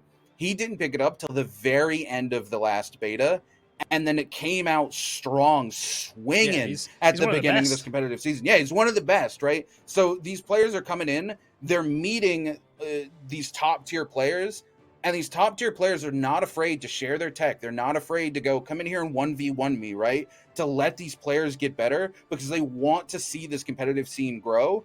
So even if, you know, somebody trains Pooby or trains with this other person and they get really good, these guys are happy to see them on the competitive stage and happy to play against them, because they want to see this competitive scene grow. And even if they lose out with money at the end of the day, they know that they were here and they made a difference. And I think that's what it's all about.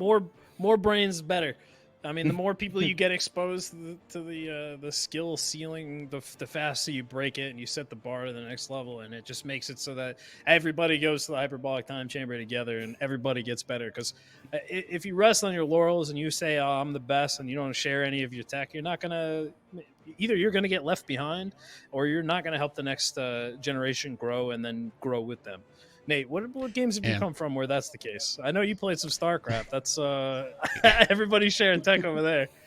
Yeah, well, I mean, you know, that's the beautiful thing about any competitive game, you know, I mean, whether it's StarCraft, you CSGO, you're playing Naraka, it's the best players push each other to become better constantly. And that's what we get to see. Someone figures out a little advantage. Everybody else notices that. When you use it in the competitive scene, when you use that to beat somebody, everybody pays attention. And as long as you're able to build on that little bit by bit, and the most important part for that is to have consistent tournaments like the Morus Cup, I think everybody just gets better all the time. But you know what's even better than talking about it is getting to see it. The game is ready. Gentlemen, take it away. All right, we're going to jump into that game, and I'm very excited to see, like, you know, Rune, I mean, you definitely said it well.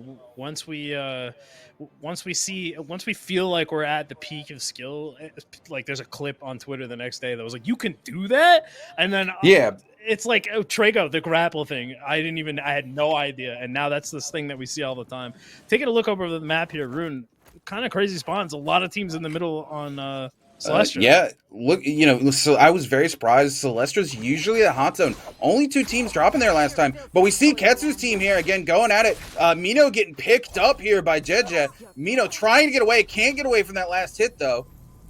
Kairos, some of them trying to get Panda is a potato back into it. Frosty and Ketsu showing up. No armor, oddly enough, though. This is going to be a hard Purple engagement. weapons, but no armor. This is a tough one. Oh, but he does get the Frost stone with a form. That's huge. Stone form. Jaja getting completely dumpstered on by Frosty as Ketsu locks him down.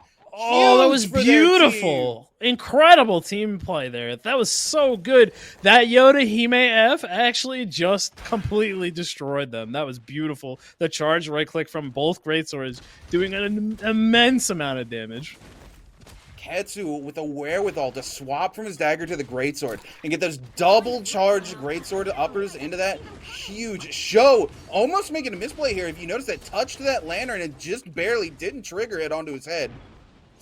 Jaja back into this with the respawn, but Ketsu on it. We're going to see some of that beautiful dagger tech I talked about. Yeah, he launched him into that combo. No follow-up there. The little bit of the geometry getting in the way there. But now Ketsu's got to be careful as he finds himself in a 3v1 situation, using the substitution jutsu to teleport back into place, getting himself out. Jaja and company deciding to back off and heal a little bit. They realize that this is Celestia, where any team could roll up at any time, and you can't just take a slight advantage for granted. Frosty down in the middle here. TT MVP here's team coming in and picking him up while they were split out. Mino trying to get the res down to that. Mino, of course, playing Valda here. This is chaos. So many teams rolling up here. We've got Team 5, Team 9, Team 10, and Team 4 all over here in the courtyard of Celestia, gathered around this tree. Tons of people scattering, looking for heals right now. Frosty going to have to pop that res there, going for the Soul Altar, but needs to be careful because look at the map. There's another team on the horizon, Team 12, about to join the fight as Sho is getting juggled and uses the TP grapple combo to give himself a little bit of breathing room. Ketsu and them still riding the edge of this fight, trying to play aggressively, knowing that Frosty opted to spawn here. They have to cover his escape in case this extra team, Team 12, popping in from the side here. Sho getting obliterated here in the corner. Team 12 did finally make their appearance, and now Sho has to make it out once again. This man's been on the run the entire time. Sho here running low on resources. As his last big shield pot, he's on to small pots only. Trying to get some healing here. It looks like he does have advanced heal here, though. Gonna make the most of those small pots. Yeah, that no, actually makes a huge difference on the small pots. I think he... No, I think he just had... Yeah, so he had the big armor pot, which gave him the full armor. MVP Navi's team over here getting engaged on by Kairos with the ult, creating some space. They may want to back off and heal a little bit before they take this fight because, again, it's Celestia. You never know who's going to roll up. Of course, it looks like the teams have kind of dispersed a bit now. That it's a little bit less of the chaos that was happening there. And look, we have 51 players left alive. There's still tons of resurrections on the table. I don't even know if anybody's been fully eliminated yet. But we just look at the kill feed. It has not stopped since the beginning of this game. No, everybody taking this super aggressively. Like we talked about, you've got those reses on the board, right? Those kills count for so much more. Even if you were to go out in Celestia and have to use your res, go across the map, right? If you clean up a majority of these fights, leave here with around 10 kills, you're sitting really pretty to ride out towards the end of the game and pick up some big points, right? This is not the end-all be-all. This is just the qualifiers. You're just looking to get a space to get into the next round. Kairos Simp there going out as he gets 3-manned. Again, very difficult situation to find yourself in. What do you even do if you're not Matari or if you're not Tamulk with the ult on deck? There's so few options to deal with that without specific abilities to counter 3v1 situations. His team forced to back off and find another position. Actually, it looks like one of them is lurking behind right now. Maybe waiting until they disappear to go for the res. Yes, look at that. We see Goddess Waifu over there looking back, just checking the cairns. Maybe sensing that there's somebody still sticking nearby. Ketsu here misses the opportunity to get Frosty, trying to get on Tamino. Backs off of that, senses something coming. There is an entire team right behind him right now. Team 12, again, they were up on the cliff. They made an appearance. They briefly backed off. Went back. Yibi Child was trying... I don't know if Yibi was trying to pop the circle there himself or if he was just trying to get the umbrella here, but gets double right-click charged. And YBS landing a nice parry onto Green Dragon, who uses the huge wisps. Parry. Not going to get out of that situation. Used the wisp, but unfortunately fell right back into the clutches of his teammate. Look, dangerous situation to be in, right? Like, Tumulk throws that ult down. If you want to risk it by trying to use the right click to get out of it, to avoid the stun, YBS there, exactly what you're supposed to do. Chill right there, wait for the blue for them to try to come through, throw the parry, and now you're in an even worse situation than you were, instead of just taking the reset and sitting inside the ult and hoping for the best. Team 3 here, Chalgreen Doves, level 18, taking out a member of YBS as the remaining members of his team seem like they are nowhere to be found. Team 2 skirting the outside of this, now engaging on a level 18 who almost got stuck into that full combo, popping the Titan call there. Now we've got Vajra on the scene, picking up one player of Team 2. Buying them the time to get the res almost off onto their player as well, but gets the grab. One more grab here would be huge for him. He's going to go for the pop to get the HP back because they're running circles around him right now, trying to get that damage off. This is tough. Level 18 in a bad situation. He's going to go down. Yeah, not enough time. Doves wasn't able to find the full res there. Actually, I think he did pick his teammate up, but he goes down in the process. They ended up trading out 2 for 1, and that's going to be it for them. We've got this corruption spreading down to zone 1 right now. We've got just a minute left or less on the board before those reses are gone. Green Dragon's team took advantage of those soul altars. They are now back in the game, but with very weak armor. A burst. But back on to YBS, picking up a kill off of him as well. Clapping back, saying you might have knocked us out, but we're going to knock you out too. Yeah, not sure how much they'll get out of that. It looks like he was also coming back from the soul altar himself. Doves in level 18. We see heading for the soul altar right now. They may decide better of it if they see a versus team down here. I guess you can have some of the loot. Tether Shadow coming on to dashing. Shadow here. Who's looking to chase Send Me Ludes. Ooh, gets a huge mix-up from the Greatsword, by the way, into the Tarka ult. Shadow backing off here. That's the last thing you want to do, is be chasing a Tarka out solo when the rest of your team's engaged somewhere else. Do you want to chase a guy named Send Me Ludes? It's just Cyberpearl over here taking down Meza FGC. Oh, a little member of the FGC there. You love to see it. I think that's a Texan as well. Shout out to the homie out in Texas. Look, Cyberpearl we see this. Yeah, we see this a lot with these players who know the Chinese meta, right? Where they just like to 3v1 a player out, and if you're not ready for it, if you're split from your team in any way, you're just gonna go down. On to Avocado and Rose's team here. We haven't seen a whole lot from them right now. So actually, for a second, I thought they were going to go right down right there, but that is their main breath. Circling the edge of the zone here. I mean, they were our winners from last zone, and now they're at full power instead of down one person. Oni got picked off, I think, early in the beginning of that circle, but now they're in a good position to gatekeep here as we come up to the end of zone 1. Yeah, Cairo Simp and their team looking to come in here. Avocado and them just are riding the very edge of this zone. Sees a fight go out. Rose is out here onto Cairo Simp. They're just going to 3v1 them down. This is their Bane's Breath as well. In a great position right now. Like you said, the meta, honestly, I don't know if I'd call that the Chinese meta. I think people just kind of all realize that, I mean, what do you do when you get 3v1? I've been hearing about getting 3v1 since the beginning of the first beta. That's just, I mean, what do you do? There's nothing to do. We've talked, there's been some ideas floated around about some kind of tech similar to like For Honor has with the burst mode, where you can kind of like shrug some players off of you. But look, I mean, Mino gets caught in the 3v1. What do you do? Maybe in the future we'll see some changes, but for now it is imperative that you stick with your team so that if you get grappled too, they can answer back. Because a lot of times what happens is these teams will go for the light combos while somebody's charging up a charge attack in the background, or they'll just spam grapples. If you've got teammates nearby with good abilities or ranged weapons or like a great sword to answer back, you can take advantage of that tunnel vision.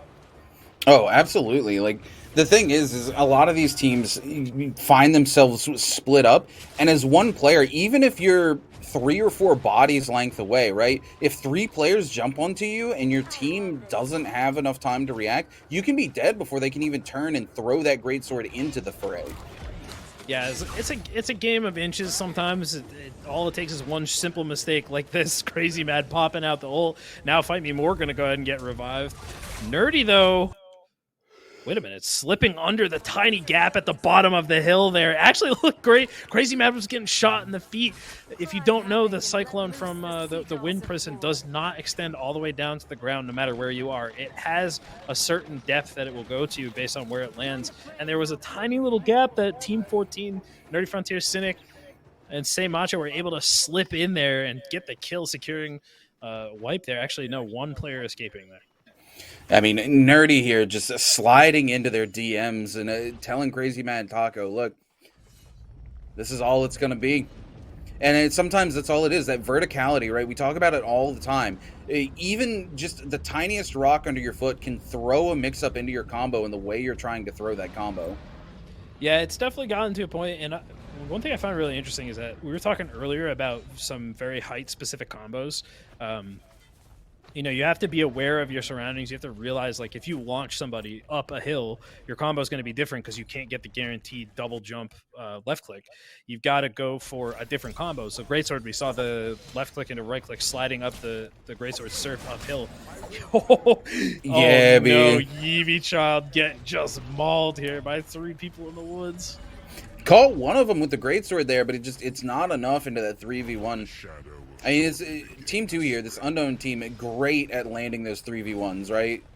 Yeah, they've consistently been doing this, chasing them down. A lot of the times what happens is, as a solo is somebody sees you, you get grappled to, and if you're not a Matari, you just get caught. You get grappled to.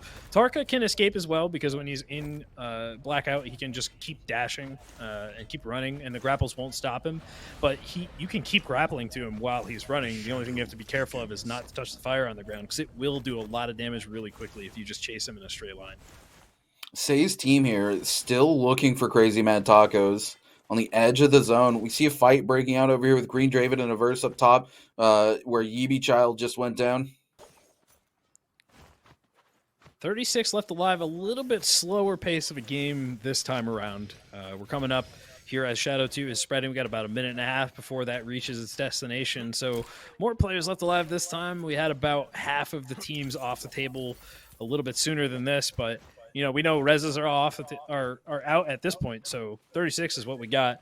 A couple of solos, I believe. So we're going to see a mix of like duos and solos. Will we see another situation where, like Chicken, who got 3rd place for his team last round by surviving out despite being chased down by multiple players? Still always a hope to put some points up on the board for your team, even if you are a solo. Oh, absolutely. I mean, if you got the kills early, like we talked about this, right? You go to Celestra, you pick up 10, 15 kills, whatever, in the ensuing madness, and you don't necessarily win it, right? You get that reset, and then you just can chill out till the end, right? Try to make it to the very end and then get that multiplier for those huge kill points you got and rack yourself up some massive points just by chilling somewhere in the top 5. Huge ult coming out here. Again, we see that Tumulk into Viper ult, into another Tumulk ult. Goddess Waifu getting hit there.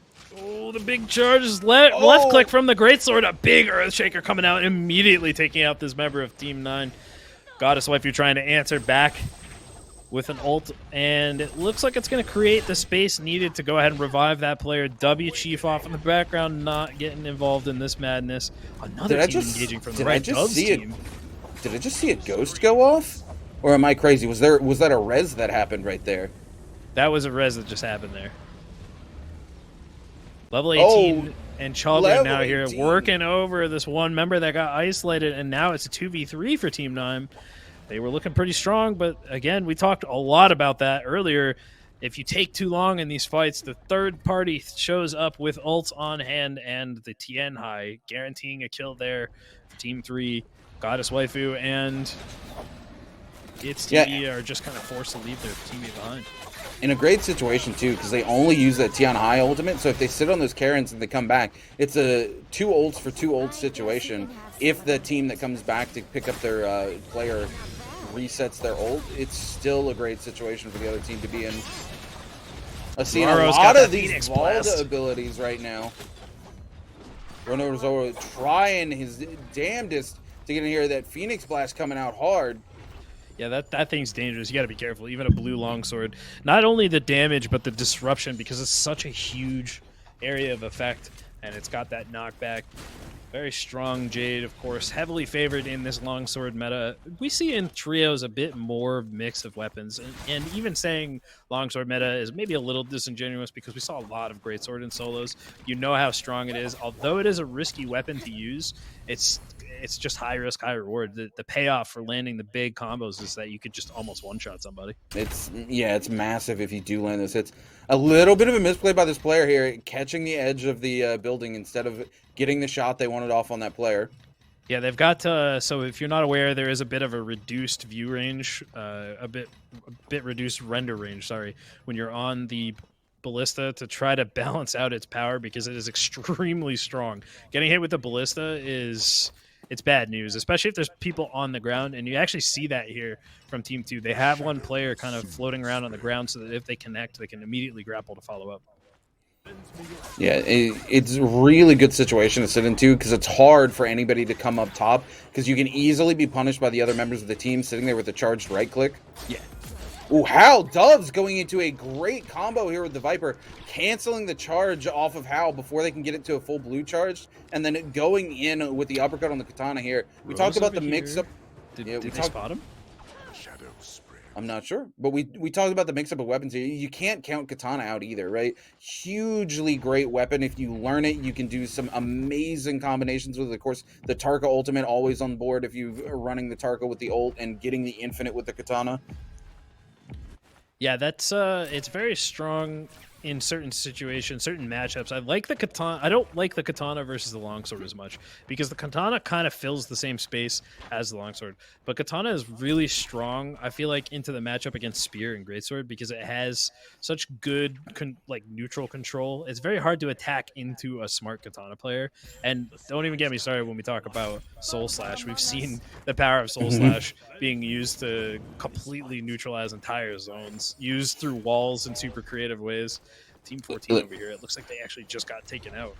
Look, they nerfed Soul Slash twice back-to-back, right? And we saw a lot of people talking about how it wasn't that great anymore. It didn't do a ton of damage. And then you come to this high level where you see these players where it's not even about the damage anymore. It's all about using things creatively. And we talked about zoning. We talked about how strong the F is on Yodo because of that. And being able to control these zones and trios is just huge. Hear that ballista going off from up top here. They're trying to find players. All these players looking for a space on the side of this wall here. If you've ever been on the receiving end of this particular ballista, you know that that's the best place to be. Yeah, this particular one is so strong, and the zone is heavily favoring this ballista too. I think any team that takes control of this right now is feeling pretty good. It's, the ballista, although it is kind of annoying to deal with, it's not free kills by any means, but it just puts your team in such a good spot if you're able to control the tower. Team 2 here actually giving it up, though, as I think they realize that they're kind of surrounded and they don't want to take their chances of getting third party. But do they spot Team 11 here right in front of us? Seismic and and see that player. Joe and Dude here. Oh, the full team here, actually, Team 11. Ketsu here. Look at this. Still alive. Again. By himself. Rose's team finding a kill out here. Avocado in them. Nuari Hone looking to come in onto Rose and Avocado's team here. Can't find it to connect. This is a bad place to be. It's super open up here. You don't really want to try to be resetting here. We see there's that P90 there we wanted to see, that repeating crossbow. Sheep still running. Gets connected on by Rose, though.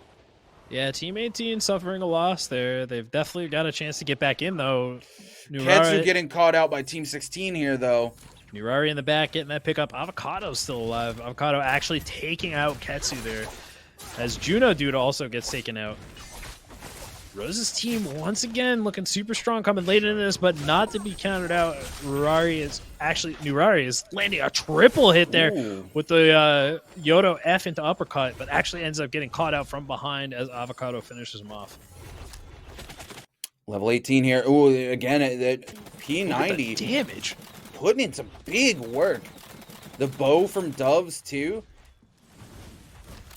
These two teams engaging at range super well onto one another.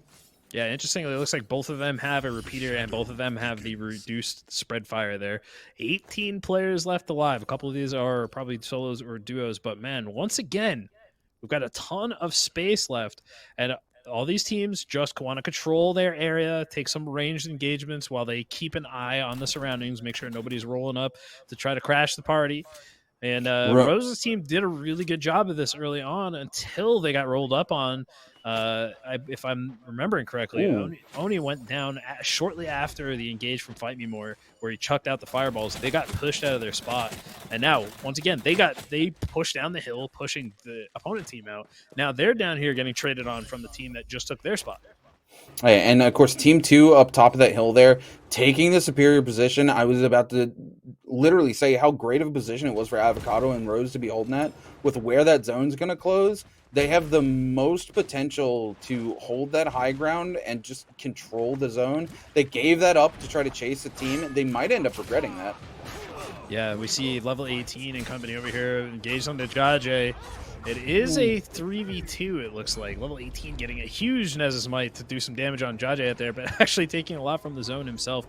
Needs to be careful. Doves and Chalgren a little bit far ahead of him, but they have some ults to use, and the ult combo comes out as the Temok, Wind Prison, and the Viper Stun are going to land on Jajay. This is definitely death for Jajay. No way he gets out of this double Nezus Might onto Jajay. You can't even... What do you do in that situation? You just take your hand off the keyboard and mouse. He was dead. Just press escape, leave game. Yeah, so you talked about that high ground there, and that high ground spot that Rose's team gave up was not in the zone, but it was at the far end of the zone. So you've got so much time to take it slow, and look, that's exactly what they're doing. Exactly. The zone is actually going to be closing towards this Moru, but they can just take their sweet time and pop shots off with this high ground advantage. 17 here, though, looking to maybe engage on them, but Team 9 just underneath them. They need to be careful. This is where things are going to start getting crazy, and these opportunistic teams are going to look to pick up kills that they maybe didn't find early in the game. Look, Rose and them over here just throwing from a range, too. Perfectly playing this safe. Oh! Canary Senpai Karabrick Senpai going down here onto Wave Chief as well. Wave Chief one hit and goes down as well to level 18, picking up some great kills for his team. Yeah, Team 2 was getting they were just shooting shots down at them. They weren't willing to go risk their necks by jumping in to try to steal those kills, but they did almost steal one of them. Now they're hiding over here, and this is actually a really good spot for them. Although it's on the low ground, it's going to be really hard for Team 2. They have to push into them. They have to hard engage if they want to do anything about this. Really smart plays here from Team 3, and they've got the they do not have their Viper ult. The Viper ult's coming up soon, but Chalgren's only 50% on his Wind Prison. They need to be really careful. Level 18 and them had a really great engage with their ultimates. They don't appear to be running rage builds, though, so they need to get those ultimates back up before they take a decisive engage to end this match. And it doesn't. I don't know if they're going to have the time, as Rose's team, the Terror, just skirting the outside of the zone as they pick up a couple kills. MVP Navi going out there. Only 11 players left alive. We see Panda still skirting the outside of the zone, now getting chased down by Rose's team. They're going to 3v1 engage onto him, and it looks like he's going to go out. He does. Avocado picking up the kill onto Panda. Now, 10 players left alive. 3 full teams left and a rat somewhere. A rat actually decided to just take a shot, I think. No, I think it's just Panda's Karen that's still up. It hasn't died yet. I think it's just 3 full teams, right? It might be. I don't really see that last player. I think we might have Avocado and Nighthawk. Yep. Avocado and Nighthawk Rose teams going here on the level 18. Level 18 popping the ult, trying to clap back, but the Viper ult coming out. Oh no, he's going to get into the zone. This is not where you want to be, is level 18 right now. You're going to get stunned before you can walk back in. You're stunned in the zone. Rose level punishes 18, him so hard for that. I don't know. Do people get tethered and they're just like, if they lose control of their characters? Is this some new thing that I'm not aware of? That's the 3rd time we've seen somebody walk into the zone willingly while tethered. I realize they're probably trying to create some space to escape, but whoa, looking at the kill feed. Team 2 actually picking up a kill on a Rose there, and now Oni and Avocado in the 2v3 situation, just like the previous game, but Oni now in a dangerous situation. He gets picked into a huge combo, missing his F. One more hit's going to do it if they can find him, but the wall going to make a difficult job of this. Look at this. If they could even look, they're gonna go down here. I don't think Oni can do anything about this 1v3, right? Yeah, look, team 2 picking this up. Mad City Mike. Wait, Mike. Yeah, that was the solo that we caught just out of the corner of our eyes there. Chalgren now in a 3v1.